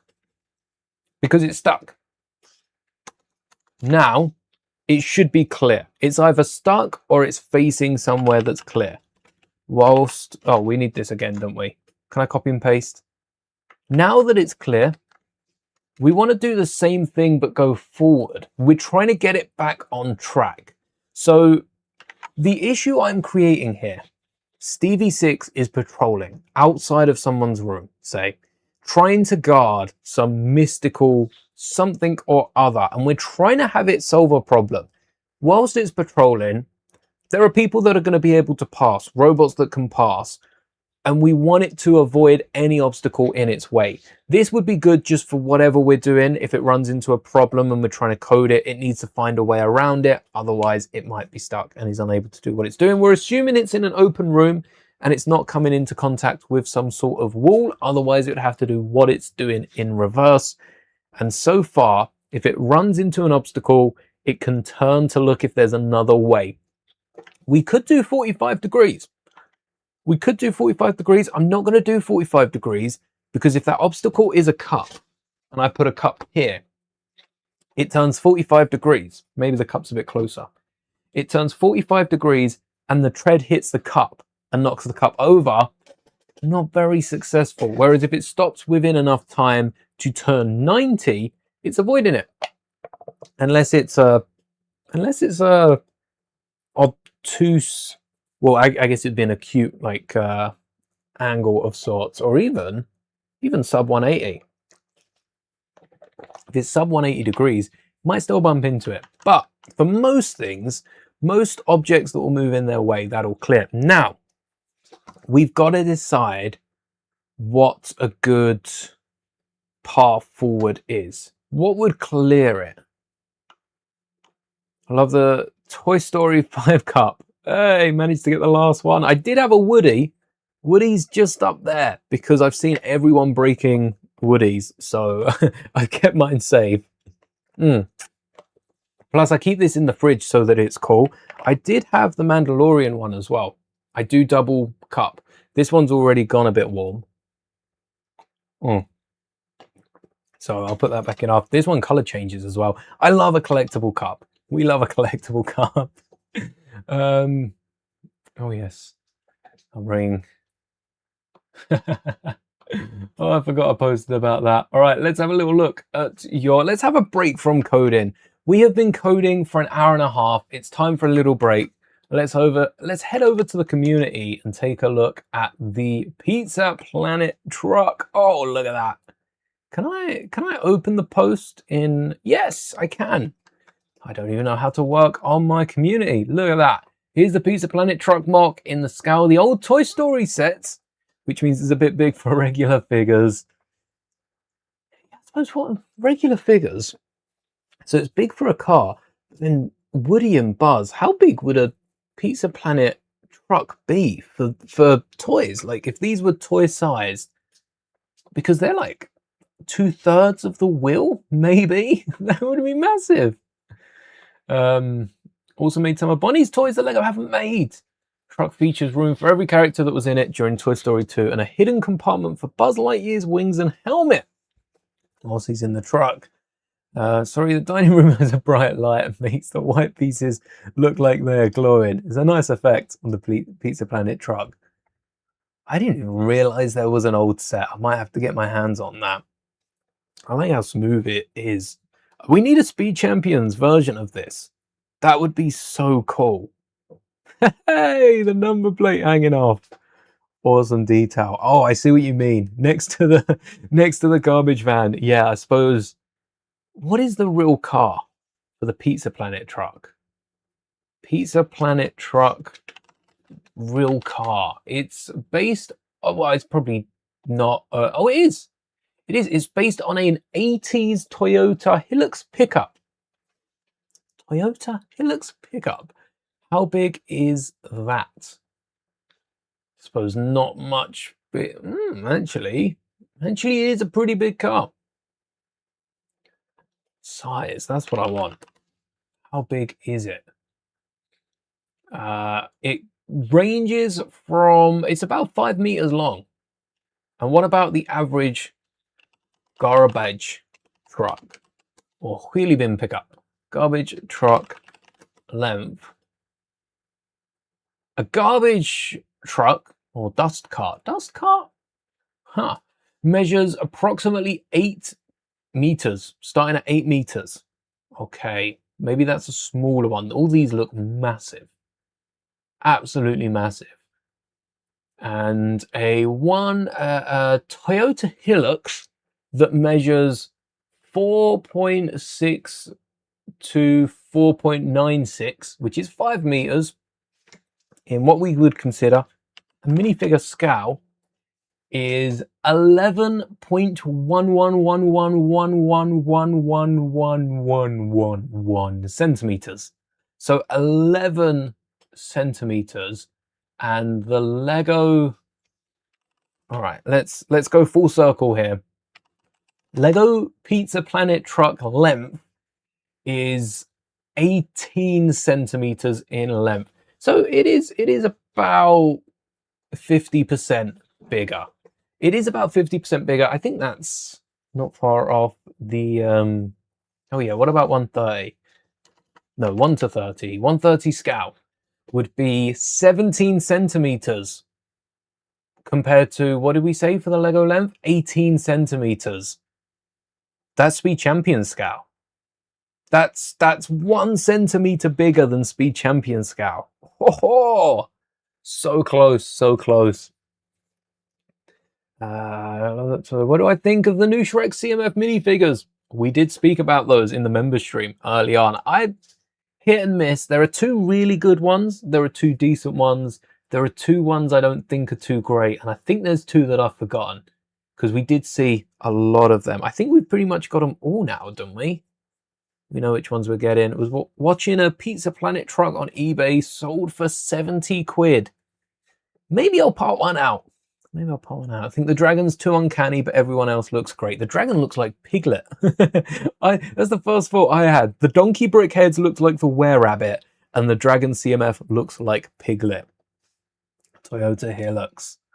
Hilux. Oh, Hilux. I see. Hey, you got the back. Oh, nice tile back there. Wow, everyone fits. That's great. Oh, wait, Mr. Potato Head. Oh, Mr. Potato. Oh, smart. I see now the wings. Yeah, folding away. Hey, Triceratops. That's the doll. They're the 2 that come from the carnival, I think. Are they in the last Toy Story? But Mr. Potato Head. Look at that. Mr. Potato Head. There's got to be some snot bricks involved. That's a hat. Is that a 1x2 for the eyes? And then the nose would be underneath. Oh, I see. It's like the, what's that element? The 1x1 modified piece for the ears. And then the arms. What are the arms under? Is that on a minifigure? Mr. Potato Head would actually work on a minifigure SpongeBob style, wouldn't they? And then you could have the ears like the helmet holds, and you could have some ear accessories, which means we could give ears to clone troopers. We could have an ear legion of clone troopers. Yes! Short legs, torso with white arms, and then maybe a neck bracket with some studs for like the eyes, the nose. It has to be pulling apart. Could do another pose which shows how to build Potato Head. Oh yes, I'm gonna be building Potato Head after this stream, so I will check that out for sure. That is a sick car though, and the fact that they all fit, awesome. Because Rex, in the set, Rex's head pops out the top. I assume that's something you've worked into this one as well. I can't spot the hinge, it's in there too cleanly. Nice glow. I do like that. Yeah, and then you've got the little pickup truck down here, which that isn't a Toy Story set as well. Did I miss out on Toy Story sets?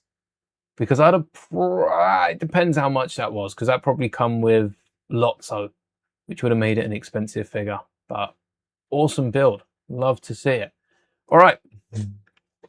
Break time over, back to work. Thank you. Yes, I will be checking out the Potato Head. In Australia, the Hilux and the Gem Oot are the classic tradie cards. Oh, wow. Still used. I mean, we still see the Pizza Planet truck used in Toy Story all these years later.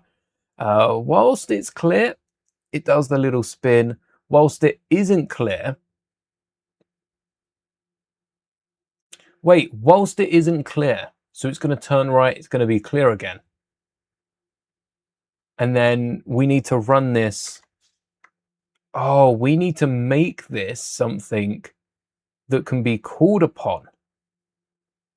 Right turn 90. We need to make this whole while something that can be called upon. So we can just, do that. Can we put a while loop in a variable? I guess that's what the multitasking would be for in a way, so that it can multitask. But then this while loop sends it to the next one. So whilst it's obstructed, it turns. When it's not obstructed,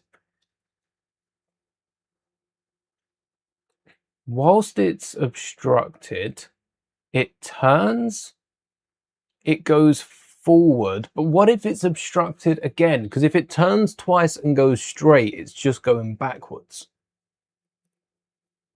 So it will turn right. And if it's not obstructed, I think that ends. So if it's obstructed, it turns right. I think what we need to have is another clause that if it hits something, it stops. Yeah. But we need it to shake. What is the motion? Color and distance. Wait, but we had a motion. We could shake it. Which one's the shaker? It's in the eye. That's which way's upwards. What about the shaker? Color and distance, motor and rotation. Does this have something for shaking? Motors with rotational sensors, like shaking? Maybe shaking. Because we can shake the hand to set it off. How do we shake? So measuring motor, yes. Stalled, checks if the motor is currently stalled. It's stalled when it cannot reach the target speed or position, even with maximum actuation signal. Oh, this is what we need. If the motor is stalled, then we stop it. While the motor isn't stalled. So motor stalled, where is this? Motor, yes, cool. Initializing setup, nice. Yep, set in the positive direction as counterclockwise. We don't need to worry about that. Using gears. Geared motor, cool. We don't need to measure angle and speed, I don't think. Angle? Measure angle and speed. The angle of the motors, that is, isn't it? We don't need that. Getting the absolute basic usage. All right, this is everything. Wait, run. Demo of runtime. Demo of run angle, target. Stopping ongoing movements in different ways. We want it to stall. Stall examples. Yes. I have never been so excited for stall examples before. Running a motor until a mechanical endpoint is what we want. We'll use a speed of 200 degrees a second in all our commands. Run a motor in reverse until it hits a mechanical stop. Example motor run until stalled at the speed limit. Centering a steering mechanism. Please have a look at the previous example first. This example finds two endpoints and makes the middle the 0 point. How does it do that? Hello there, Lus. Thank you for the raid. Shout out to your viewers. We are just working on programming our Stevie 6 yet again, and we're trying to find a way to stop it when it stalls, which is a bit harder than it looks. And there's a lot of text on the screen right now. We don't want example motor run until stalled. We don't just want to add that in. We want it as a clause so that if it's stalled, it cuts the whole thing. Example motor run, it just runs it until it hits that angle. We want it to run until it bumps into something. If it bumps into something, what's going to happen is the motors that are running are going to get caught. They're going to stop, or they're going to at least slow down. Maybe that is when it drops below a certain speed, but we can't send it until it drops. Otherwise, this thing's going to be bumping every which way. Hello there. This isn't where you parked your car. No, it is not. But there is a shuttle bus in 1 hour and 10 minutes that will take you back if you fancy staying. How'd you get dropped into this? And you're an electrical engineer. Maybe you can help. Watch for the torque. Yes, we don't want to be breaking any of these parts. I think we skip the stall mechanism. We already have in case of emergency with if it falls down, if it gets knocked over, if it bumps into something, I suppose it's just gonna continue on. It's gonna continue on. If it bumps into something, it shouldn't bump into something, because right now, we've added a bit since last time. Right now, this top bit will keep it going till it detects, which it shouldn't do. So if we run it now, just to show you where we're at, make sure we've got the space to do it. Don't go wonking on us now, Stevie. Come on. Behave for everyone. Line 40. Oh, we haven't even got... Wait. That's the print. What do you mean line 40? Invalid syntax. Invalid syntax. Oh, look. I've used the speech marks rather than the single ones. It's always the singles and the doubles. Now, oh. Line 40, invalid syntax. I am stuck. Invalid syntax. Oh, I've doubled it. Come on. Invalid syntax. What am I missing? If right turns is 4, print, help me, I am stuck. And then, oh, it's because we haven't closed the if. Line 46. Did I forget to close invalid syntax? Wait, this one was fine a second ago. Invalid syntax, line 46. Print, may the bricks be with you. Maybe the... Oh, because we've got the while. Oh, yes. We don't want that one. No, forget about that one. Just run it as it is. And hopefully Stevie 6 can show off. Thank you. When it bumps, does it lock? No. So if it bumps into something, we were just looking, there is no way on the brick. Oh, hold on. What's up? Line 40. Print, help me, I am stuck. Error. But you're not stuck. You're not stuck. You can't see anything. There's nothing in front of you. Right, back to the drawing board here. So when it locks up, Lego didn't have a safety feature. And this is a toy, this is an official Lego set that we've plugged into Python here, or an emulator of Python. If it got stuck, there was no way to stop the toy. It just runs straight. Your hair was caught in that. Whoops, hey ho, it would finish its command until you hit stop. We've got a safety feature right now that if the robot falls over, if Stevie 6 falls over, forward, backwards, we have either side of this table, we have a beanbag and a blanket. So if it falls over, it's all right. We've already lost the bow tie, but so far, other than that, all in one piece. And then it cuts power completely. Then you can deal with it as you like.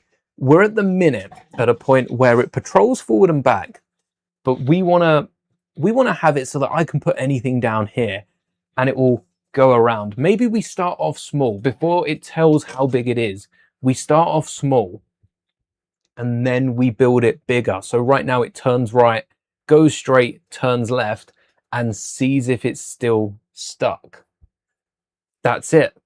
That is it. Before we find out what's up with Stevie 6, whilst the sensor's blocked, whilst the sensor doesn't see nothing, so it's seeing something, we have it turn. We don't want it a right turn. We want a right pace. Right pace. And we should have a limit. I'm actually going to get rid of the limit because for some reason it doesn't like us printing help me, I'm stuck. So a right pace is turn right, move forwards. Oh, how big are the objects I'm going to be placing down?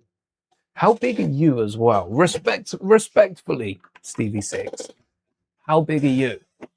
And how big do we need to move it across?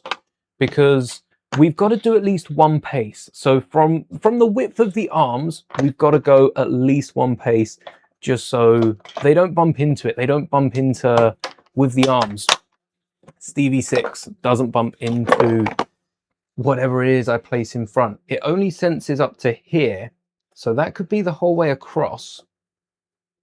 And if there's something blocking here, there'll be something blocking a bit further over. Oh, We need to calculate that in our test. We need it to at least move over enough so that it can move around. So how much space is it to the arm? It is about 10 centimeters. Perfect. We'll get it to move one more than it needs to, at least. Motor locked rotor, better than running ampage, so could determine off that. Oh, validate syntax. We've been validating syntaxes for the last 2 hours. It's never going to end. If the motors don't have any feedback, you may need a distance sensor or other input. Aha. Am I doing that optically or mechanically? Optically or mechanically? Which part? Right now, I am optically trying to mechanically. That does not make any sense. So the color, the distance sensor, we've actually got it set up to a color. It doesn't say about distance. Although I'm sure waiting for a measuring distance. Oh, there's an example. It just didn't tell us about it. If sensor distance, this, while sensor distance is bigger than, or smaller than, and what is 40? Is that millimeters? 4 centimeters. How far can an object be? About 5 centimeters, roughly. 5 centimeters is the hitting point, but then you turn around and you're going to need at least 10 centimeters to the side. Maybe a bit more than 10. 10 might catch, so we'll go. How far can it sense though? Did I miss something about distance? Returns, measures the light intensity, the color of a surface, the built-in light. Maybe there is something I missed on distance because I am scanning over now. Oh wait, we can go by the big one. Sensor distance measures the relative distance between the sensor and an object using infrared light. Didn't mean to press that. I did not mean to press that. Oh no, not this page again. Sensor distance. All right. Let's returns the distance region. It doesn't return. This isn't returning anything, but file name distance.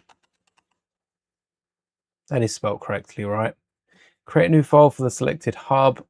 We need to get distance in. Boop. We want to print the distance, but we do need to import all the relative info, which is color distance sensor, port color, and weight. Weight, color distance sensor, port, and color. All good to go. And you're ready to go. It doesn't like this. Sensor equals, oh, we haven't put what port. I think it's port C. Oh yes, we did that last time. Port C. And then print distance. That never works. It's never what it says it is. Sensor distance is, how do we get sensor distance? Oh, sensor distance. Duh. We just print that. This would be so easy if it just run. And it should tell us how far away it is from 100.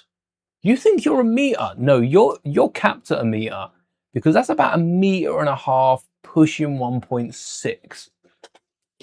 I got a tape measure. I can tell you exactly how far that is. And it looks like about 1.6. Looks like you have nested while loop. So once you're in the color, none of the other code is running. Oh, let me explain that as well. So we messed around a little bit. Yeah, we are multiple while loops. There is an easier way to do this. We just haven't found it yet. So whilst this first while loop is while top side up. I think that should be hyphened. This second one is, what's that say? Whilst while not blocked. Then if it is blocked, this is while is blocked. So for as long as it's blocked until it's clear. So we're kind of nesting them in a way that for as long as it's up, if at any point it falls over, instantly we cut the program. That's what the first while loop is for. We could multitask, but then you'd have to set up more programs. That one while loop does all of that. As soon as it falls over, it cuts the whole program that we've nested inside. The first one runs for as long as it isn't blocked. The minute it's blocked, it will now run the second one, and then it will go on, you know, unblock itself. And then as long as it's unblocked, it'll do this again. If it's still blocked and is still standing up, it unblocks itself again. To unblock it, we turn right, we go straight, we turn left. We want to see if it's blocked. And if it isn't blocked, it goes straight, turns left, straight, turn right. We've like avoided the problem is what we're trying to make it do. It's going to get a bit more complicated after this. But 1.6 meters, I said. 1.6. Does it even stretch out? We've got, oh no. Oh no. What if I go in front of the radiator and then it's I said 1.6 to the radiator, which is what it would sense. Is this going in? Oh no, look, he's going in. That's cheating. Let me get another measurement. It was 1.63. It was 1.63. All right. There we go. Let me hold it by the top so it doesn't go down. There's an easier way of doing this. Check that out. 1.63. I'm just saying, my color distance sensor. My color distance sensors, I've got 2 of them. Is that cheating? That feels unfair to say that my 2 is better than its 1, but pretty close. 163. It said a meter. Does it work? If we have it while, let's add another while loop. While, oh, we don't want that. Oh, wait, we do want it. We do kind of want it. While true. It's easy enough. Run this. And then bottom of the screen, print. Oh, hold on. Wait, why have I?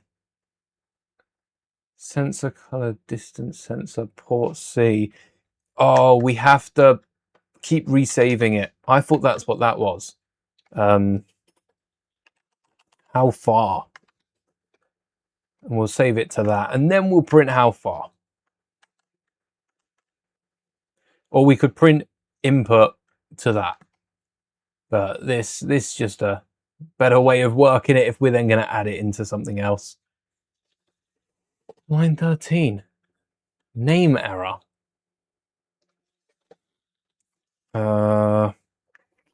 Sensor distance. I suppose the input. If we need input, we might as well print the input as well. How far? Name error. Maybe that's already used? Sensor distance is how far it is. That gets it from the brick. Yeah, sensor distance is how far it senses. We already got that. That's 100. Wait, why didn't it work? Why didn't it work if we just had it printing constantly? That is definitely, yep, line 12. Sensor distance. Maybe it's not the print. Maybe it's the sensor distance. Sensor distance. Sensor distance seems to be all right.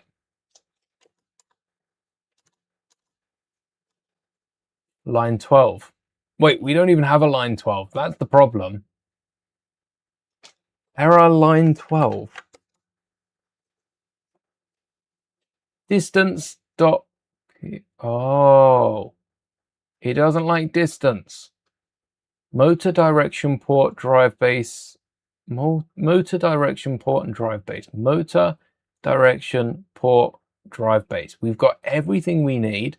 Color distance sensor is port C. Yes. Is it because the distance is too far? And it doesn't want us to print. Oh, wait, hold on. No. No. The syntax wasn't the bracket, was it? Oh, I imagine the syntax is the bracket.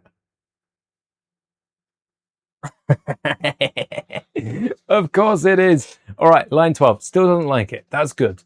That isn't good, but it's better because it's not just the bracket that was missing. A sensor distance. Oh, okay, I'm going to pin this one as well so that I don't keep clicking that. If sensor distance. Print color equals sensor color. We did how far? How far? There's no way there is a file called how far. What about distance? Equals sensor distance, and then we print distance. Maybe. And that will just keep running. The while true is just a forever loop. That's just something to, oh. No. That is right, the while true. Line 13, print distance. Why does it not want us to print? Print. Print, may the bricks be with you. Print. Print works. This should work. Yeah, we don't need to run this. Print. Print should work.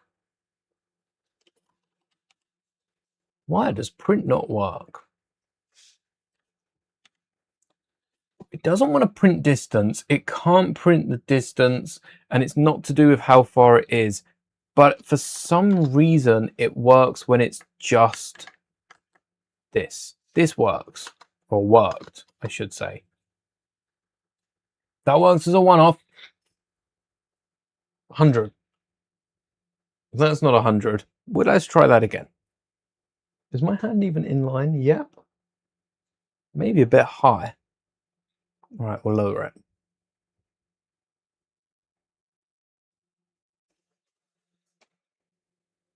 How far does it tell? Okay. My hand's definitely in the way now. 60? So that's 6 centimeters. 60. All right, how far is 60? No way, I'm going to grab this. How far is 60? 60 is about 10 centimeters. Why is 60 10 centimeters? That's good. We needed 10, didn't we? We needed 10 to clear. So 10 centimeters is good. About 60. Go on, give us another 60.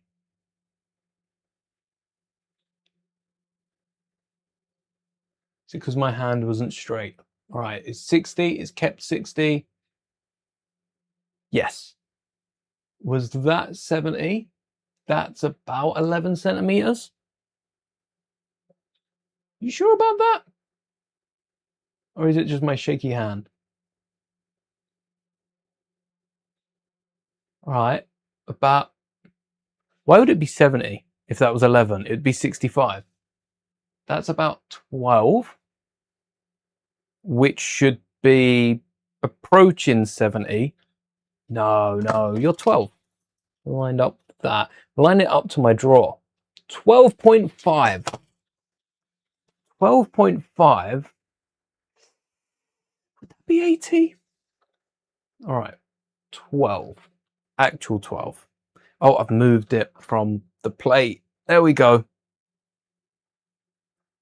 Could be an analog value and not a distance. Yeah, that's 50. Oh, I was a lot closer. That is 50. So instructions for Mr. and Mrs. Potato Head on the community, as well as a surprise. I will check that out at the end of the stream. Don't let me forget it. This did then the other code. Yes. So at least it's getting the sensor distance. We could use that instead of color, because color might be, you know, it can pick up a color. I mean, I had it here and it could pick it up on the monitor, which is about 40 centimeters. 40 centimeters from the, I think it's a bit more than 40 centimeters from the monitor. It's 40 centimeters with the tape measure, which itself is like 5 centimeters. Close. All right, I should stop guessing numbers. Yeah, we can swap out our color sensor. Rather than a color sensor, we'll have a distance. So whilst the distance, what did they set it to? They set it to 40, which is too close. We want it to 60. Oh, it's down the bottom. We want it to 60. So when the sensor distance is less than or equal to 60, something's too close. And if it's too close, it can't move. But 60 is, so we've decided that this is millimeters, how far it moves. That equates to millimeters, even though it works in degrees. 60 is roughly 10, and it only goes to 100. So whilst sensor is not clear, oh, I see, there's no point whilst it's blocked. There's no point in adding this, is there? While sensor distance is greater than or equal to 60, it can't go straight for 50 centimeters if it's only got, although it does stop at any point. Even if it's midway through this, it will stop and then go on. So that's handy. As soon as it's blocked, we want it to turn right. We want it to go straight. That's a lot. Let's get it to 10 centimeters, which is enough to clear it. Wait, but then it's going to rotate. It will only be 10 centimeters across. Maybe we go 20 centimeters. Because 10 centimeters will just... Oh, no. Yes, 10 centimeters. Whilst the sensor... We need it to check again. And if it is if it is blocked, oh, I suppose what we're doing is just moving it across one, and then it will go again, and then on the way back we'll block it, and it will reset. But that would be then a moving object. We want a still object. We want it to go around. We want it to stop, go around. If it's blocked at any point, go a little further. Go a little further, which is an if then. What we need is an if, not a while. So yeah, the while doesn't work because it could always be blocked. If there's two objects, it's stuck. It is stuck. Thank you, George. I'm good for someone that doesn't work in the coding space. I'll take that. You'd use if, else, or case of. Oh, there you go. By the time I finished, my great minds think alike, Alex. I like it. Instead of while instructions, so as your program grows, it doesn't get trapped in one piece of logic. Yes. Thank you. So, whilst the first one's cool, this while sensor is the moment it gets blocked. The problem being, we don't know where it is the moment it gets blocked. It could be halfway through this, and it could be halfway through this, and we wouldn't know about it. So there's no way of knowing exactly where it is, because the sensor distance doesn't tell us how far it's gone already. So if it was to run into something halfway through, let's use the spare parts cup. If it was to run into something halfway through, it would stop here with enough space to turn, to go, to turn, to go straight, to turn straight on. Let's get that first. We need to know how much it has to go across. So right now, let's see what it would do. If it run into it, what have we got so far? It goes, and then we need an if blocked, which it would be blocked, to turn right, go straight. Yeah, let's, before we set up any if, right pace. No, we don't need that anymore. We might do. But we don't need it yet. So don't need that. We want it to turn, go straight 10 centimeters or 20. I think we go a whole pace over. We go 20 centimeters over. We then turn left, which is minus 90. Even though it did say there were left and right, like drive base, left, right. It does know it's left and right, but we can't use them in this software, is what I'm getting from it. We turn right, we go straight, we turn left. We want to go past the object, which, right, boom, bump. We've got about 5 centimeters between Stevie and the object. The object itself is 10 centimeters and Stevie is 15. So we'll go 30 paces forward. Robot straight, 30 paces, so 30 centimeters, 300 millimeters. We've still got the issue of it not knowing when it knows it's trapped. Create a blocked variable, write it true, then it does all the turning required and right if false. Oh, I see. So if blocked, yes.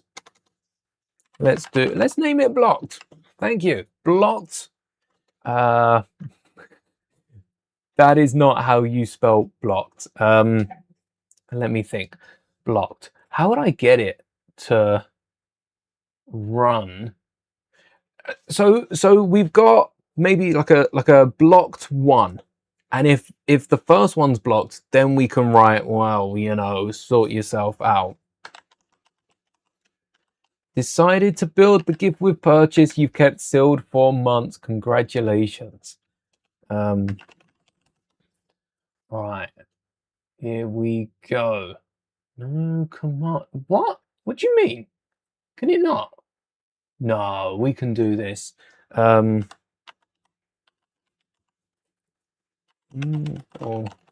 I've got a few notes that I have found on my computer.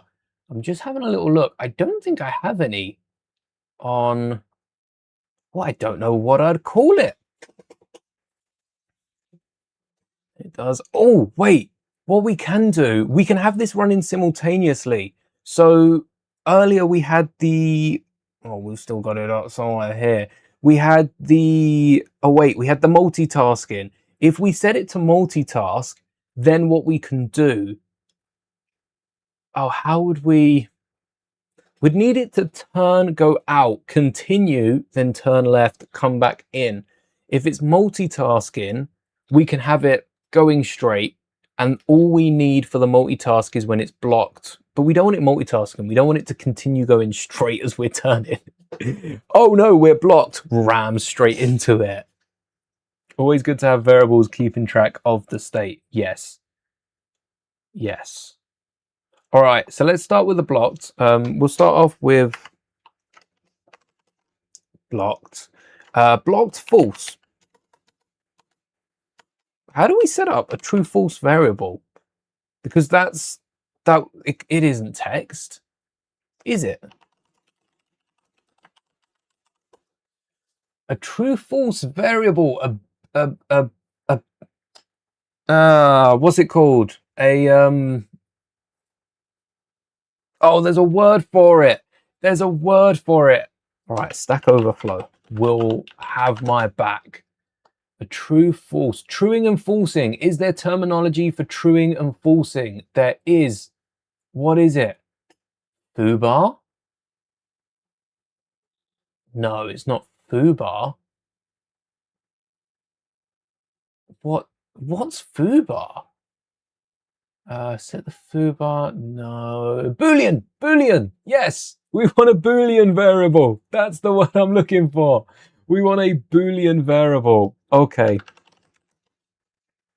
That's the word I was looking for. I don't know if that's true. I remember that from math. Because a Boolean variable can only be true or false. So whereas an integer would be a good way of 1 and 0, but I want to see if there's a strict Boolean variable that is true or false. It doesn't seem to be. People choose true, false, 1, 2, 8, 1, 2, not 0, 1, not binary. Okay, I'd go with binary over 1, 2, but it works. You could use CD, you could use EF, true, false. Yes. Okay. Let's just equal true. True. While true, it was capital T. Blocked equals false. We're not starting off blocked. Whilst so sister distance, and then if blocked equals while sensor equals is greater than or equal to 60. If it's less than 60, straight away blocked equals true. Straight away. That's what's telling us. Me saying Boolean sends you back to doing computing homework a few years ago. Good times, right? Good times. So now we've got it blocked. The robot needs to unblock itself. So look to the right. Is there anything to the right? If there is, okay. We'll work on that later. Right now, it's turning to the right. That's better than counting the right paces. So right now, we're facing right. We want it to go straight, turn left. Is it still blocked? Is it still blocked? If sensor distance, it will take another scan. So if sensor distance, have a little look. What is it? If it's less than 60, wait, no, if it's less than 60, it's blocked. If it's greater than 60, if it's greater than 60, you're not blocked. So you can go straight. Go forward. Kind of want it to do this, but we want it to go back into where it was. So what we could do is set it, where would it, because what if it gets blocked at the end of its path? We need something to count how far it's gone. And if it gets stopped midway, let's make sure it can get stopped midway. There's no errors on this, is there? It seems to be all right. Let's run what we got. Oh, line 42. Invalid syntax. Yep, it's actually 41. I forgot the colon. Knew that. Let's see what runs. Should I keep that up? No, we'll full screen it for this. I want to see what happens when it bumps into it.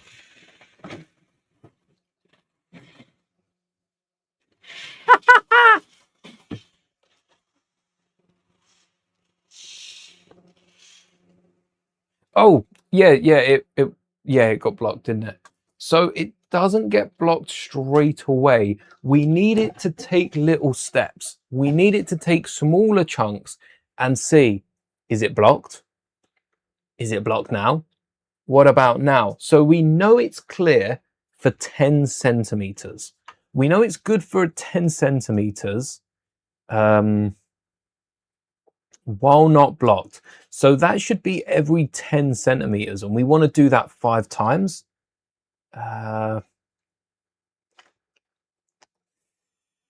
So whilst it's not blocked,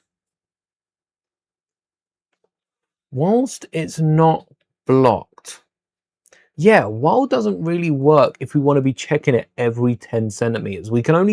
We can scan a little further than 10 centimeters. I'd say about 15 centimeters with how the numbers were going up. But whilst the 10 centimeters is clear, move forward 10, and every 5 we want it to okay, so, and we want it to turn 180 degrees until it, yeah, that would be to come back. So to get it to move in increments of 10, for X in range, 1 to 5 for X in range, 1 to 5. Does it correct me for doing this? Oh, kind of. It's not. So I had it.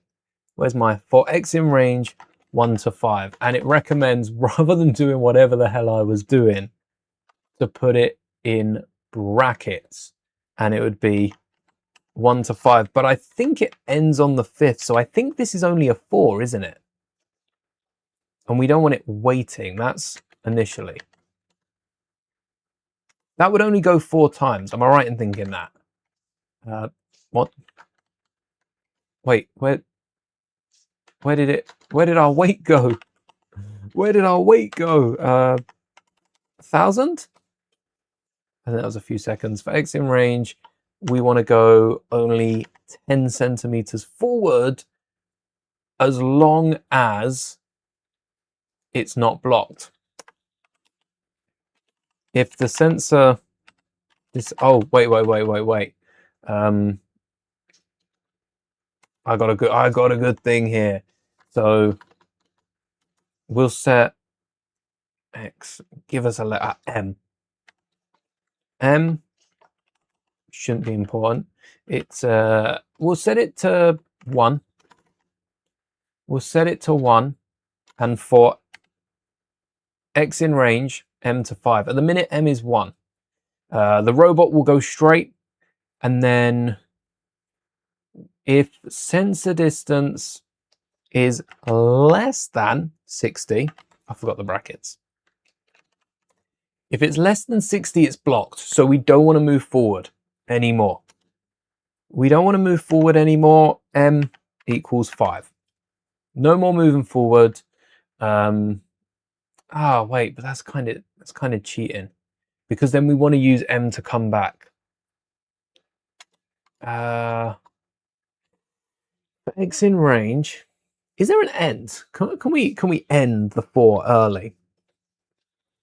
So what it's doing right now, let me try and explain as I go. Wait in case need to cancel. So this is to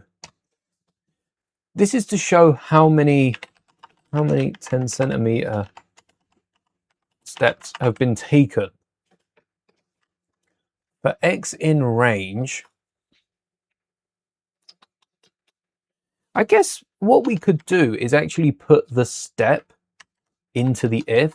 If the sensor distance is above or equal to 60, then we take a step, and then the M equals M plus 1. There we go. Otherwise, if the sensor distance is less than 60, we're stuck. Don't do anything, run that through. That will be 5 times, so that still gives us our 50 centimeters. Afterwards, we only want it to turn if it's got there. If it hasn't got there, if M isn't equal to 5, wait, hold on. We should start it at 0. And then 1, 2, 3, 4, 5. If it doesn't equal 5, it's stuck. That's when we want it to, move around. If it's stuck, then it's blocked. We run this. And okay, not quite what I was hoping, but at least it pasted it. If it's blocked, then set block to true until we unblock it. Robot turn 90, straight. Turn left. Is it blocked? Is it still blocked? If it is blocked, maybe we try the other way around. And if it's still blocked, it will go back. It will go back. We still want it to complete its rotation. If M doesn't equal 5 and it hasn't made it the whole way, then it's been blocked, hasn't it? Yes, that's what we're doing here. Wait, but if it's blocked, then this cuts. I think we get rid of this while not blocked. X in range, that repeats it 5 times, hopefully. And then that is if it's greater than while not blocked. So we've moved that up. We've got rid of one of the whiles. Hopefully that helps. We do need to get rid of like one indent. Was that a space? What? Where's that space? Where are all these spaces from? There we go. Oh, what I can do is... Nope. There we go. And then this is all out. All right. But. Oh. And but. That looks good. Whilst top side up. While standing. Cryptic, thank you for the gift. Some gold coins for 10 jewels. Thank you very much. That is a new feature on YouTube that I don't think I've seen yet. You are the first. Thank you, thank you. While standing, wait in case need to cancel. How many 10 centimeter steps are taken? At the minute, we're... oh, I've turned off the light on my keyboard. Starting at 0. We want it to repeat 5 times. Yeah, repeat 5 times while not blocked. Walk forward 10 centimeters. And add 1 to step counter. So we know how many steps are taken. If blocked before 5th step. Oh, good thing that's after it. Save blocked. I think that's self-explanatory. Set block to true. Set blocked to true. Turn right. I feel like we should add another, like if it can go straight, otherwise turn around. Because if it's gone straight, it should be able to turn right. But what if right is blocked? Maybe we need to think about that again. Because that's when the turn in, if right is blocked, then we turn left. Right. If. So it's turned right if it's not blocked. This one. If sensor, oh wait, we forgot the 0. Turn right if not blocked. Thank you, Snow. Thank you for these sparkles. If not blocked, go straight. Yes. Else, oh yeah, and then turn. Go straight, turn left. I'm going to try and remember my capitals. I am a sucker for capitals, and not in the good way. And, oh, hold on. This is what we had going on here. This is what we had going on here already. If the sensor distance is less than, then it means you're blocked, and we should probably turn 180 degrees, which robot dash turn 180. We actually want to go minus 180 because we've looked to the right. Now we want to turn left. We don't want to 360. That will dizzy us up. Decided to try it out. I hope you enjoy it. And then, oh. Yes, remembered that one. turn double left.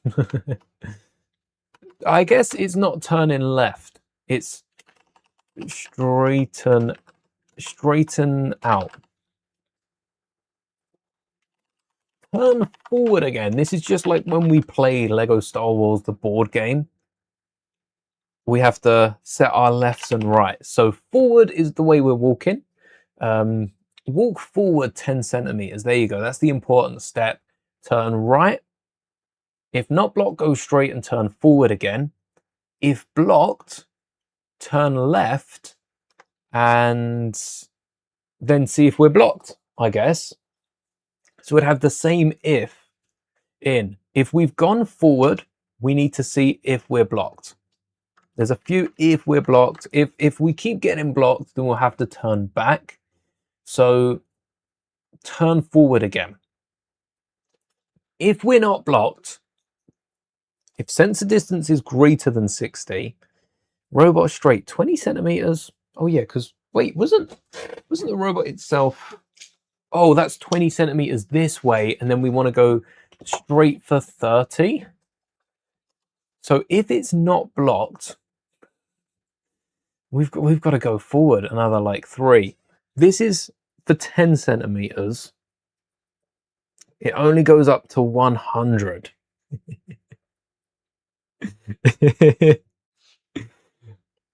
Do we full send it? If it's not blocked, then chances are it's good.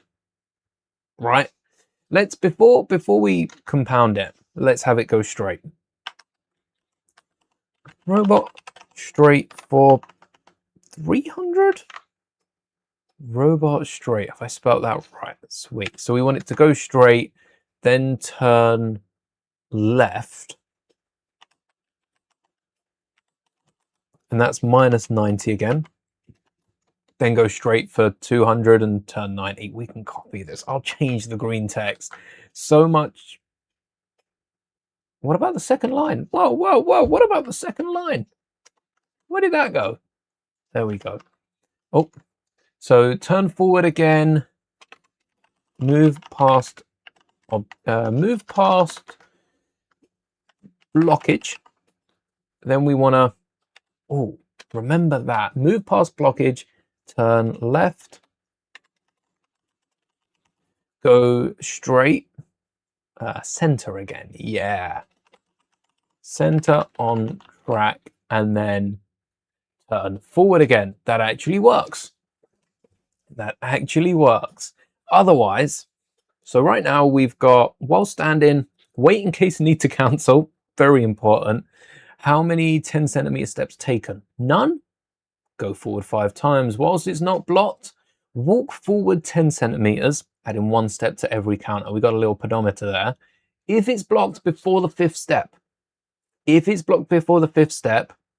set block to true, turn right. If not blocked, go straight. Hold on a second. If it's blocked before the 5th step, that doesn't help as much as if it's blocked, because if it's blocked before the 5th step, that's 5 steps. Our avoiding takes up 3 steps. So it only works if it's blocked before or equal to the 2nd step.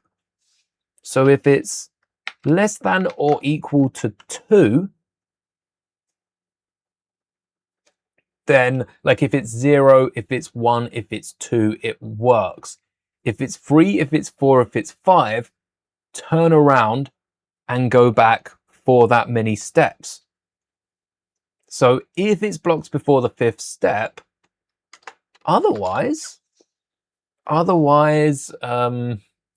if it's blocked before the 2nd, we want it to avoid. If it's blocked afterwards, which is else, I'm not going to say if M is, I should say if M is between, just so we don't get anything else. If M is between 3 and 5, then we want it to turn around and for X in range blank to M, then go back. And this will work because for X in range, no, 1 to M, moves it back. Oh, we want it to turn around first, don't we? Robot.turn 180 degrees, and then it will come back. Hold on, we should have it turn. No, we can have it turn afterwards. Yeah, so we want it to turn 180 degrees. Yep, turn around. Good thing I have a degree in maths, not English. My English is struggling. Saving up for the Brick Festival next week. Oh, enjoy. Oh, you managed to claim 50 joules for free. Nice. It is a brand new feature that YouTube are rolling out, very Twitch-like as well, so you might be able to claim some for free. I think I got an email. Was it? No, it wasn't for free. Sometimes you can get either YouTube Premium has a month, or you can get a month's worth of membership for free as well. Keep an eye out in your inbox. You can claim quite a few freebies on YouTube. It's quite good. Turn around. Let's fix that up. Turn around 180 degrees. This is, so if blocked by the second step,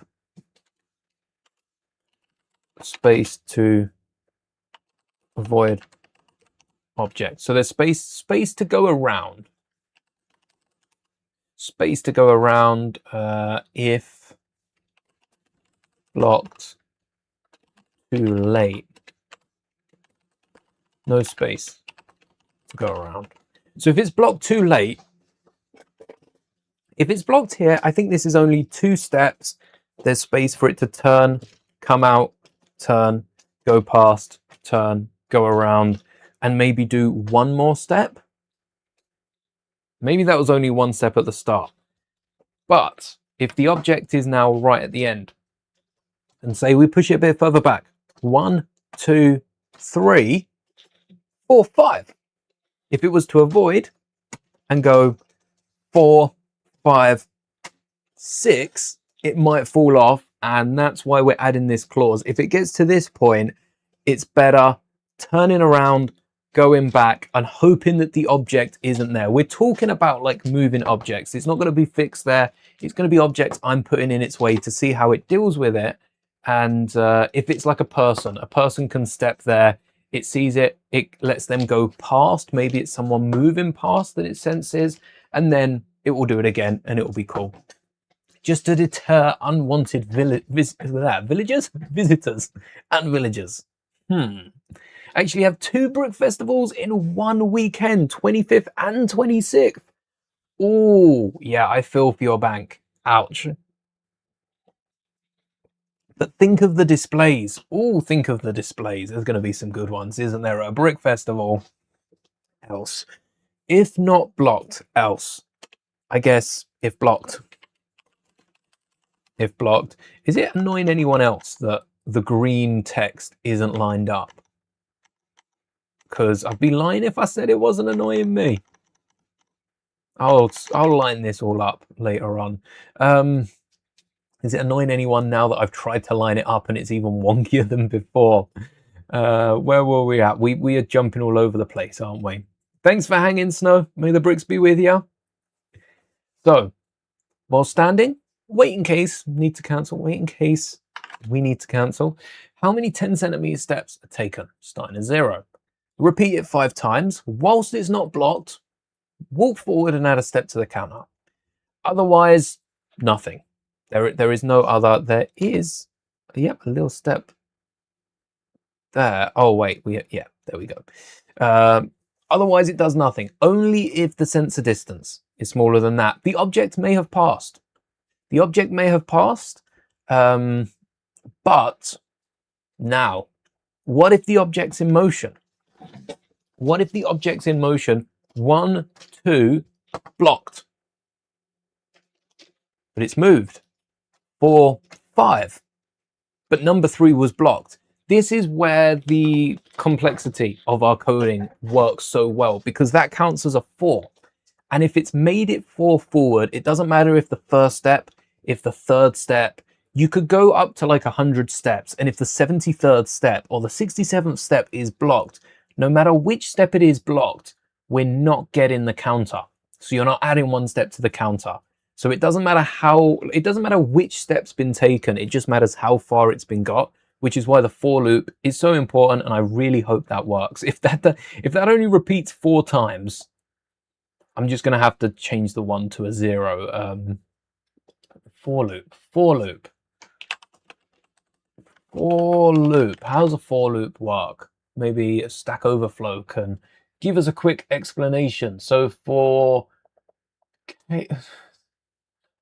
k less than c, where k is 1, and then you add 2, how do you do the same thing? For k in range 1c. For k in range 1c, what are you asking? I don't get the question. I don't get the question there. Okay, yeah, Google isn't helping. For x in range 0, 3, loops from 0 to 2, therefore running 3 times. Yes. So from 0 to 5, and from 0, we had another for loop. For 0 to m. That then, the first step goes from 0 to 1, and you've done your first step. Sweet. For x in range, repeat 5 times. Yes, if it's blocked by the second step, only by the second step, that's if m is 0 and it's blocked straight away, blocked 1, blocked 2, then turn right. If it's not blocked, go straight forward, turn forward, move past the blockage, turn left, center on track. Move back to path and turn forward again. If it's blocked, then turn left and basically do the whole of this. We can't copy multiple lines, can we? It's just not going to let me. Oh, it let me. Turn left. Oh, we forgot the straight. Turn left, go straight, turn forward again by going right, move past. We want it to turn right. We want it to move back to the path and then turn forward again. If both left and right are blocked, or, oh yeah, what if both left and right are blocked? Oh, if blocked, turn left, we need another if. And if it's not blocked, if it is blocked, then it will go back around. So now we're looking left, and if it's clear, it will weave around. Welcome back, Bevel. Why use if statements and not a switch case? A switch case. A switch case being, by name, I do not know what a switch case is. By name, I don't think I've heard of a switch case. This is where my math sides goes, because I may have done the same thing on one of those maths. I hated all the maths programming languages. Python was where it's at. Why couldn't I have done everything in Python? Because I know it can run it. I just know it's so complicated for a maths course. Match status case, return, case, return, case, return. Oh, I see. It's the same as an if. Yeah. Wait, Python actually has switch cases in Python. So it's for this, return this. If this, do this. It's the same thing. I didn't know there was an actual switch case in Python. Huh. What do you know? Maybe all the things that I did use in the maths one, if I paid enough attention to learn them, are also in Python. I could probably import a mathsy file. Don't even know if you can do switch cases. Apparently you can. It's called, oh, I've never had that. This question has already answers here. Already has answers here. I was just reading it. What, I mean, it popped up. Oh wait, no, it popped up with the question that had answers. Yes, it's a pattern matching. It's called pattern pattern matching. But the actual the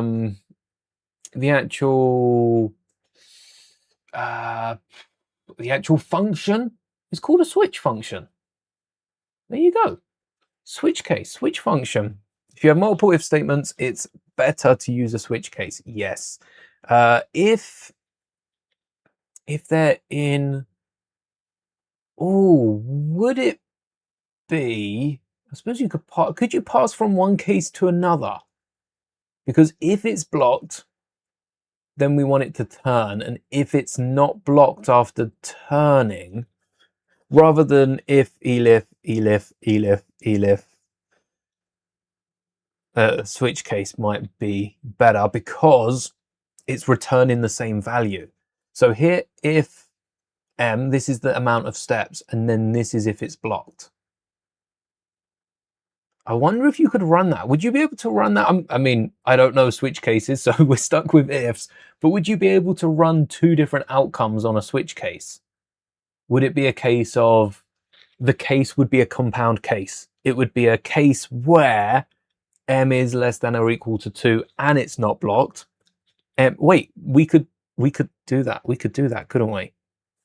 We could do that. If and. Is that the thing with an if and is then we've got an elif and. Then we've got an elif and. Then we've got an elif and where the else is here. An elif and, yeah, that would be complicated. That would be where the switch cases could work. There shouldn't be two lines going on. What, the double if inside a while as well? Oh, I thought we deleted everything. This is all inside one. Look at this. Look at this for compact code right here. Yeah. I see. Create separate functions and return a true or false from that. Separate functions for the distance. So for x in range, we're moving if m is less than 2. So these ifs, if m is less or equal to 2, this is only if it stops early. And then we've got two more outcomes, blocked or unblocked, which we've got to, so if it's blocked, it's true. If not blocked, go straight forward. What we should have really is if blocked equals true, if it's blocked, oh, because we've turned, and if not blocked, straight away blocked equals false. I am forgetting to keep that up. Oh, false. Can I build separate functions in this coding program? Oh, I see. Can I create separate functions? Not really. No. As in to run simultaneously. We gave that a go, and await is the way to do it. But I'm not. This isn't all Python's cracked up to be. So the simultaneous functions wouldn't work.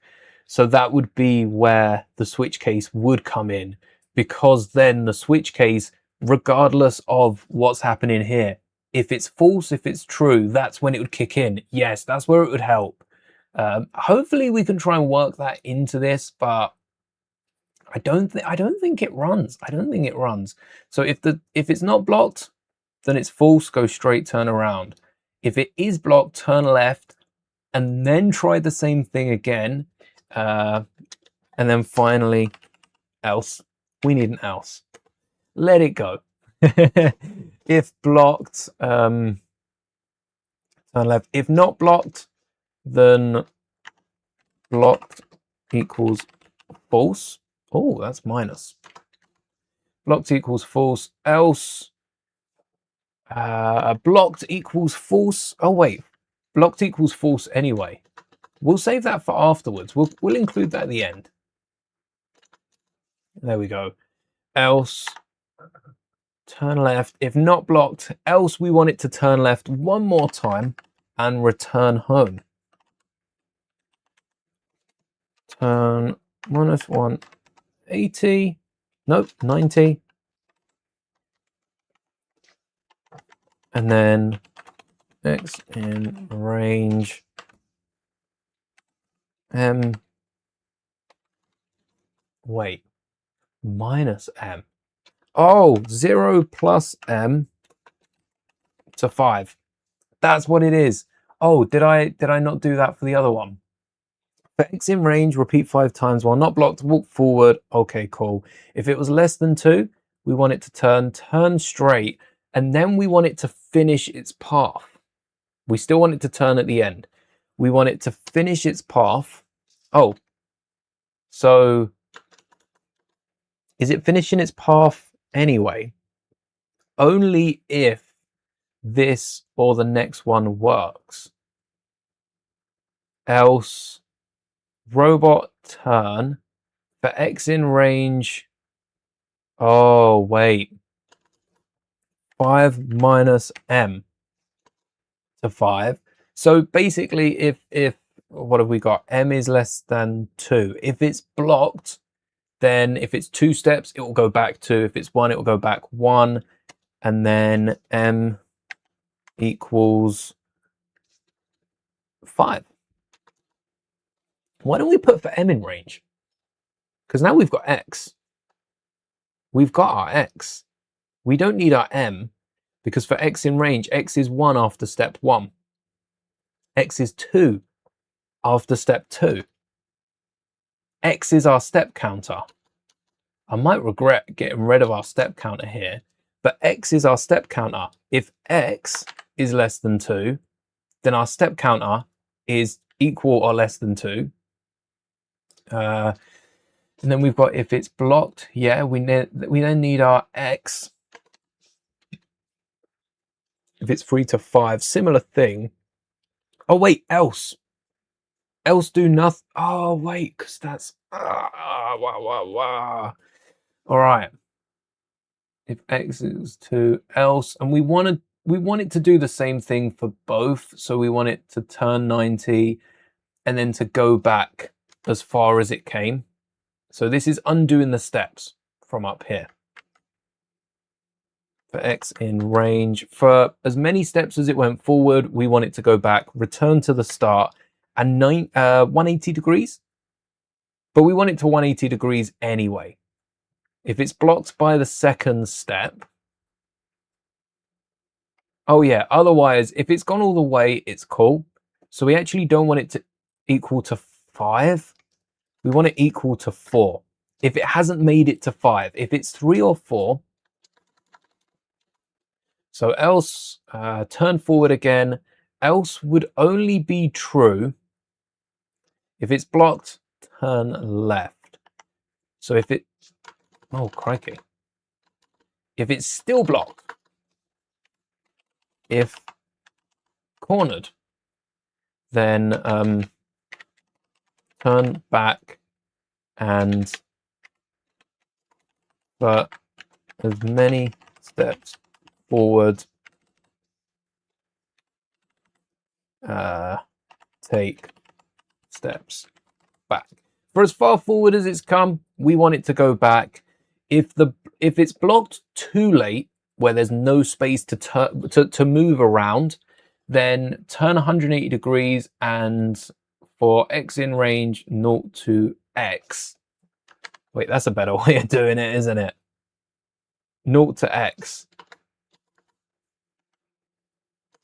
0 to x, basically the same thing, but the reason we can't pull these up is because this is a left turn 90. This is a 180 degree turn. What was this Lego set called again? You want this motorized stuff boost, but you want to code and use it with the phone. Can you? Yes. So this is actually available on your phone. You just need a Bluetooth connection and you can do everything you want, or you could download the app that we were playing with the puzzle pieces and run it through there. I should get the number for the Lego Boost so that it's ready to go. Lego Boost Kit. It is set 17101, and I know that because it's hashtagged on this stream. So I do have the number dotted around. It's just not to hand. Again, for as many steps forward, we want it to, wow, wait a second, that is not the right steps. We want it to take a step back, 10 centimeter step. Take a 10 centimeter step back. Robot turn 180. We then change the color of the blinker and the counter. What even was the counter for? That was a while ago. Whilst the sensor color, we didn't actually need the sensor color, did we? The sensor color could set it off. The sensor color could set it off, or we could just have it as a little nothing. I think we keep it there. We can use the sensor color. That will be for another thing. Let's see if we can get this to run. We have our obstacle. Let's connect it. We've got to get a run. We've got to get a run. If this works, I think we put this into R2 next time. This is pretty impressive. Line 33, syntax error. What colons have I forgot? I've forgotten all of them, haven't I? Line 33, blocked equals true. Syntax error. Blocked equals true. Why? What do you mean invalid? Is it because, oh, it's not, it's the line above again. If, okay, for, got it, if, got it, if, got it, else, got it, if, got it, else, got it, for, don't got it, caught that one, if, got it, for, again, got it. Is that all of them? Oh, the syntax. Yes, it's working. All right. It's working. Maybe I need something that isn't clear. I've just realized this is clear. Oh, that's far.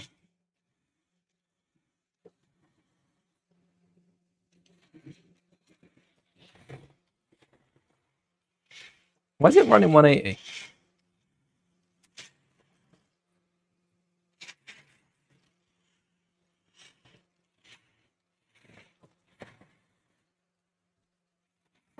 You good? 3, 4. Ah, no, you moustache. All right. At least we can still stop it. Wait, so it was still going? First off, this is like the worst obstacle. I should have used the obstacle that come with the kit. Why didn't we? Why didn't we use the obstacle we know it can detect and instead put a semi-translucent dish that would just reflect the light, refract the light rather than reflect it? But what was it doing? What was it doing? It was, whilst it was standing, waiting. And then 5 times, whilst it wasn't blocked, it was walking forward. And I think when it was blocked, it did turn, but it turned 180. If X is less than 2, oh, because we didn't stop it. Yeah, I didn't stop it soon enough. It kept stepping. So it would turn 180 and then it would keep going again. Hold on a second, because what happens if, oh, I guess if it hits 5, then it's good. But what happens? Oh, we did need the counter, because for X in range, oh, that's what we needed the counter for. We needed the counter because X is going to get to 5 no matter what. Whereas M only gets to 5 if it runs through. M is M plus 1. And then that's why all our ifs run on M, not X, because X is going to get as far as X got M. And then again, X in range, well, X is already at X. That is never going to happen. Same here for M, and then we want to whack an M there. I think that's patched it. Let's give it one more go and see if that's enough to stop it. Oh yeah, let's pair up with Stevie 6, and we've got enough time to run it one more time. I think we should be able to see it. It might come off the desk this way. I'm worried that I haven't set it far enough off to the left, but I'm also interested to see if it runs off to the right.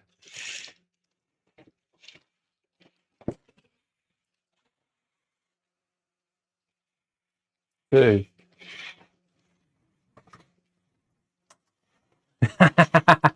It broke its will. Why is it? What? Did I say you can go? Oh, feisty one. Oh, we need the shutdown program to be running constantly. All right. It's still got a bit of work to go, but it's somewhat functioning.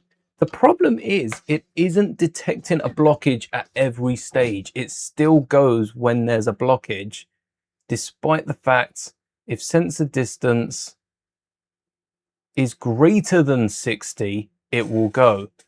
If it's not greater than 60, we need it to stop. Maybe 60 is too generous. Maybe 60 should be, because 10 centimeters is how we go. Maybe we should do 70, 80. That way it's got a bit of a bumper as well. And then we run these with, let's see if that makes a difference. This is definitely going to hit it, right? Maybe it needs to, oh, how big is a stride? That's a good question. All right, I'm going to calculate a stride as well.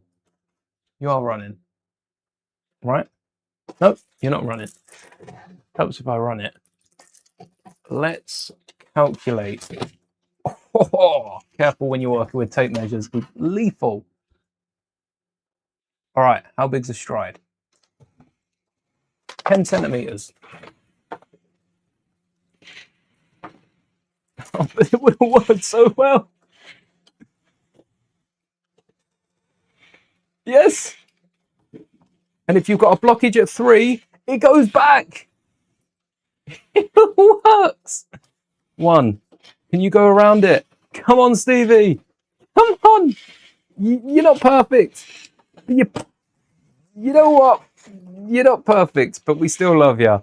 It worked. It went around. So it doesn't stop until it reaches the end of the cycle. That's an issue. We need it to be stopping at any point of the cycle. So that while loop at the top, we are going to need to run something simultaneously across it, but at least we can stop it after the fact. So that will just loop the whole thing while that's the case. But at least there is that base understanding. If it runs into a problem, then it can avoid it. It's not perfect. It needs a bit more space, I think, to run into the problem. So if it runs into a problem, I think 80 didn't give it the right measurements. Let's run it one more time with 60. All right, this is actually the last time. I support the base from underneath. So we've seen the code. We've seen the bot. Let's pair it together and see what we got. Hey, that rhymed. Come on.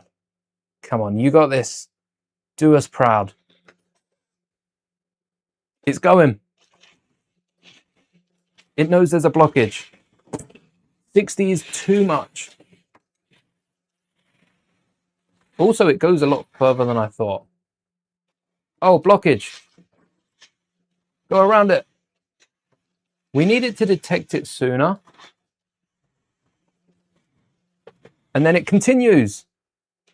And if there's no blockage, this is not just like wired into its hard drive. It's fine. Oh no, blockage. It goes around it. It's right on the edge. That was dangerous. And it should do one more step. Come on. Should it not do one more step? 1. 3 is a block. 1, 2, 3. 1. It's blocked. 2, 3, 4. Come on, 5. Why is it not doing the 5th step? And it also doesn't stop until the cycle's over.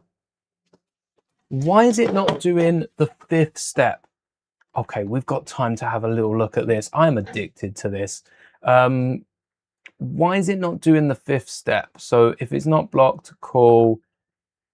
If it's 4, it's blocked too late. Turn around for as many steps forward. Nice. Why does it not do? For X in For X in range, M plus 1. If it's blocked on step 1, if it's less than 1, yeah, if it's blocked on step 1 and it's still blocked and cornered, no, that shouldn't affect it. It's the one that's successful. If it's blocked, yes, and then it's not blocked, go straight forward, turn again, move past the blockades, turn left, move back towards path, turn forward again, and for X in range, M to 2. For X in range, M to 2, move forward. Move forward 1, just 1. And I suppose we could set then M to something else, because that's only going to be 1, 2. 2's going to pass this, 1's going to step forward. If it's blocked straight away, it goes forward 2. Walk forward. How many steps? X in range. How many steps left? Yeah, for rest of path. Walk forward 10 centimeters per step. If it's blocked, turn left, and if not blocked, go straight. And we need it to do the exact same thing again, but we don't want it. The reason I'm keeping this in the if loop is we don't want it to do this if it's cornered, because we want it to turn back, and that's when it does the other one, 0 to M. So this should be a fix. Should we run it one more time? Looks perfect. Thank you so much. This is literally your work has issues. Always semicolons and the colon. Yes. It always is the little ones, isn't it? And then we do need a bit more space for it to stop. Maybe it needs to detect it in advance, because 10 centimeters puts it on it. We need 10 centimeters and actually we need 10 centimeters and maybe 15. So maybe we go with 100. Maybe we go with 100, but then 15 is an extra 5 centimeters either way. Oh wait, that was 10. It was meant to be 60, wasn't it? Did I put 6? No, it was on 60. Maybe 70. Maybe 70. Maybe 70. Maybe 70. All right, we'll try our 70 and see if that stops them hitting it, because they seem to go past it perfectly, where this is no longer 10 centimeters. This is more like 5 centimeters. Maybe we're moving too quickly. Line 45, invalid syntax. Love it. Robot straight. All right, let's, oh. Robot straight 100. Oh.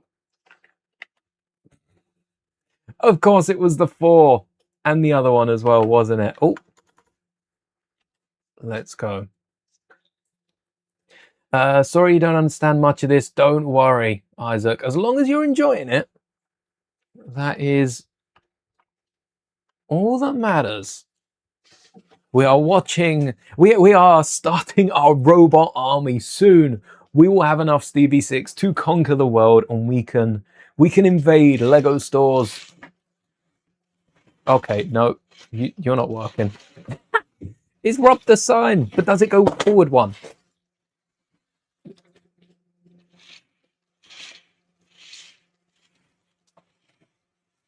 Excuse me. All right, now it's going around it even. Yeah, don't worry about it. You've just lost the will.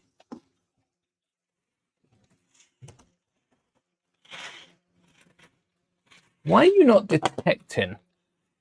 Why are you not detecting anymore? Is it because you're going around and you're following? Oh, okay, we might have to end that there. It started to work, and then for whatever reason stopped working again. While standing, wait in case. We added the step counter, M+1, walk for.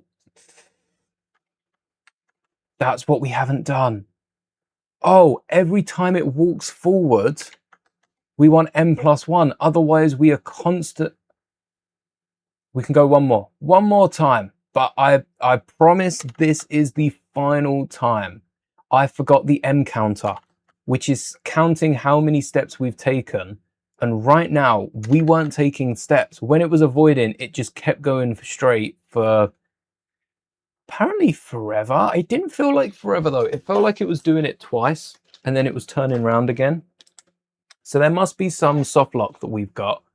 Let's pair it up to Stevie 6. And one more time. We just want to see if it goes forward. We know it can work. We just need to see if it goes forward once. Does it do its extra step that it's missing? So that's why I'm holding this here. This will register as a blockage, and it needs to go around it and do one more step. This way, forward, 3, left, go straight, go right, go forward. Yes! Yes! It did it! It did it! It completed a full task. We know it can do the rest. It can avoid an obstacle placed in its path. That is pretty smart. I do want to get this into R2-D2 and get it started. Now that we know that the little wheels work as well, we can add those into R2. I'm going to miss working on this one, though. I think R2 is just going to look a bit funner. That's the only difference. It's going to work the same. We need to add the motor to the head. And now that it works, that is beautiful. Yes. Yes, yes, yes. Yes, yes, yes. Think it would work for the motorized train set? Oh, yes. What would I use? Oh, what if I use this set for a pod racer? I want to use it for a land speeder. I know, Lego land speeder, another one, really. We've had more than 6, 7 of them recently, but I want a land speeder that can run with this.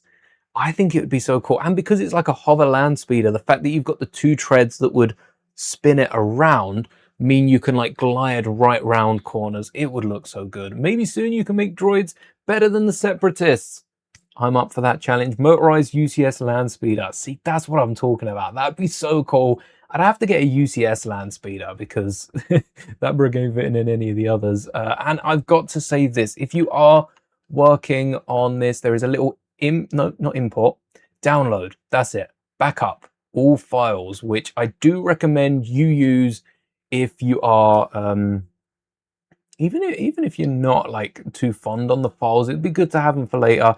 We didn't look through the motors and the rotation, but this Stevie 6, I don't want to break the piece. The reason well, no, not the reason we didn't. The excuse I'm using is because we do have a neck bone. So if we turn this too far, Lego elements will be stretched to their limits. R2-D2's head can go 360. We'll be playing with that once we've got R2-D2 in, and that will be the next step. And seeing if we can have R2-D2 patrolling the doorway. But until then, the next stream will be Monday. Oh, what are we building Monday? I think, I've been playing a lot of Droid Tycoon recently, and I want to build, we've almost built, right now, where I am right now, I am one set away from building every 2026 Star Wars Lego set to some extent, having some form of it built, or at least having a little look at the instructions and building something with it, or like a modification. You know what I mean? There's one more to go, which I hope to do next week before we enter August. And there's a few sets that I've got on my list, one of which is the B1. Last year for Pride Month, we built a nice rainbow B1 and STAP. The B1 I've still got built up there. What if we take the B1 that I didn't build, that's a 3D printed B1, kind of cheated there. We brick built the STAP, printed the B1. I want to go back, build the B1. What if we build Mr. Bones? And on that bombshell, who are we raiding? Let's see if anyone's live. I think Mr. Bones is the perfect droid to build. So much so. I think it was around this time last year we were playing Repo every Wednesday. Oh, yes. Oh, yes. All right, I've got the potatoes up so I can have a little look. Who are we raiding? Anyone live? I know Alveus is live. Anyone in the Lego space? I am trying to find more Lego live streamers. None of them are live at this time. Everyone is live either later or a lot earlier on in the day. Does anyone have any other streams that we could have a little look at? We need more beauty stuff. Mr. Bones, maybe that counts. Doing Lego minifigure makeups. I think that also kind of counts. No Lego live streams, is there? All right, I'll keep looking. I guess. Oh wait, Master Mouldie's live. We could raid them. Oh no, no one's live right now. We'll raid Alveus. That's all right. It's not the end of the world. Check out the animals, even if you're not going to subscribe to Alveus. They do some good work over there whilst you're finishing your builds. Have a little look. But that is all from us today. Thank you all. So, oh wow, look at they're like proper brick built potatoes. I'm going to get to building those, see if I have the parts in my inventory. Thank you all so much for watching. This was a ton of fun. We will be back next Saturday. Hopefully, yes, next Saturday is clear for some more boost content where we will be stripping Stevie of the brick and plugging it into R2-D2 and then continuing with more droid fun. But until then, may the bricks be with you always.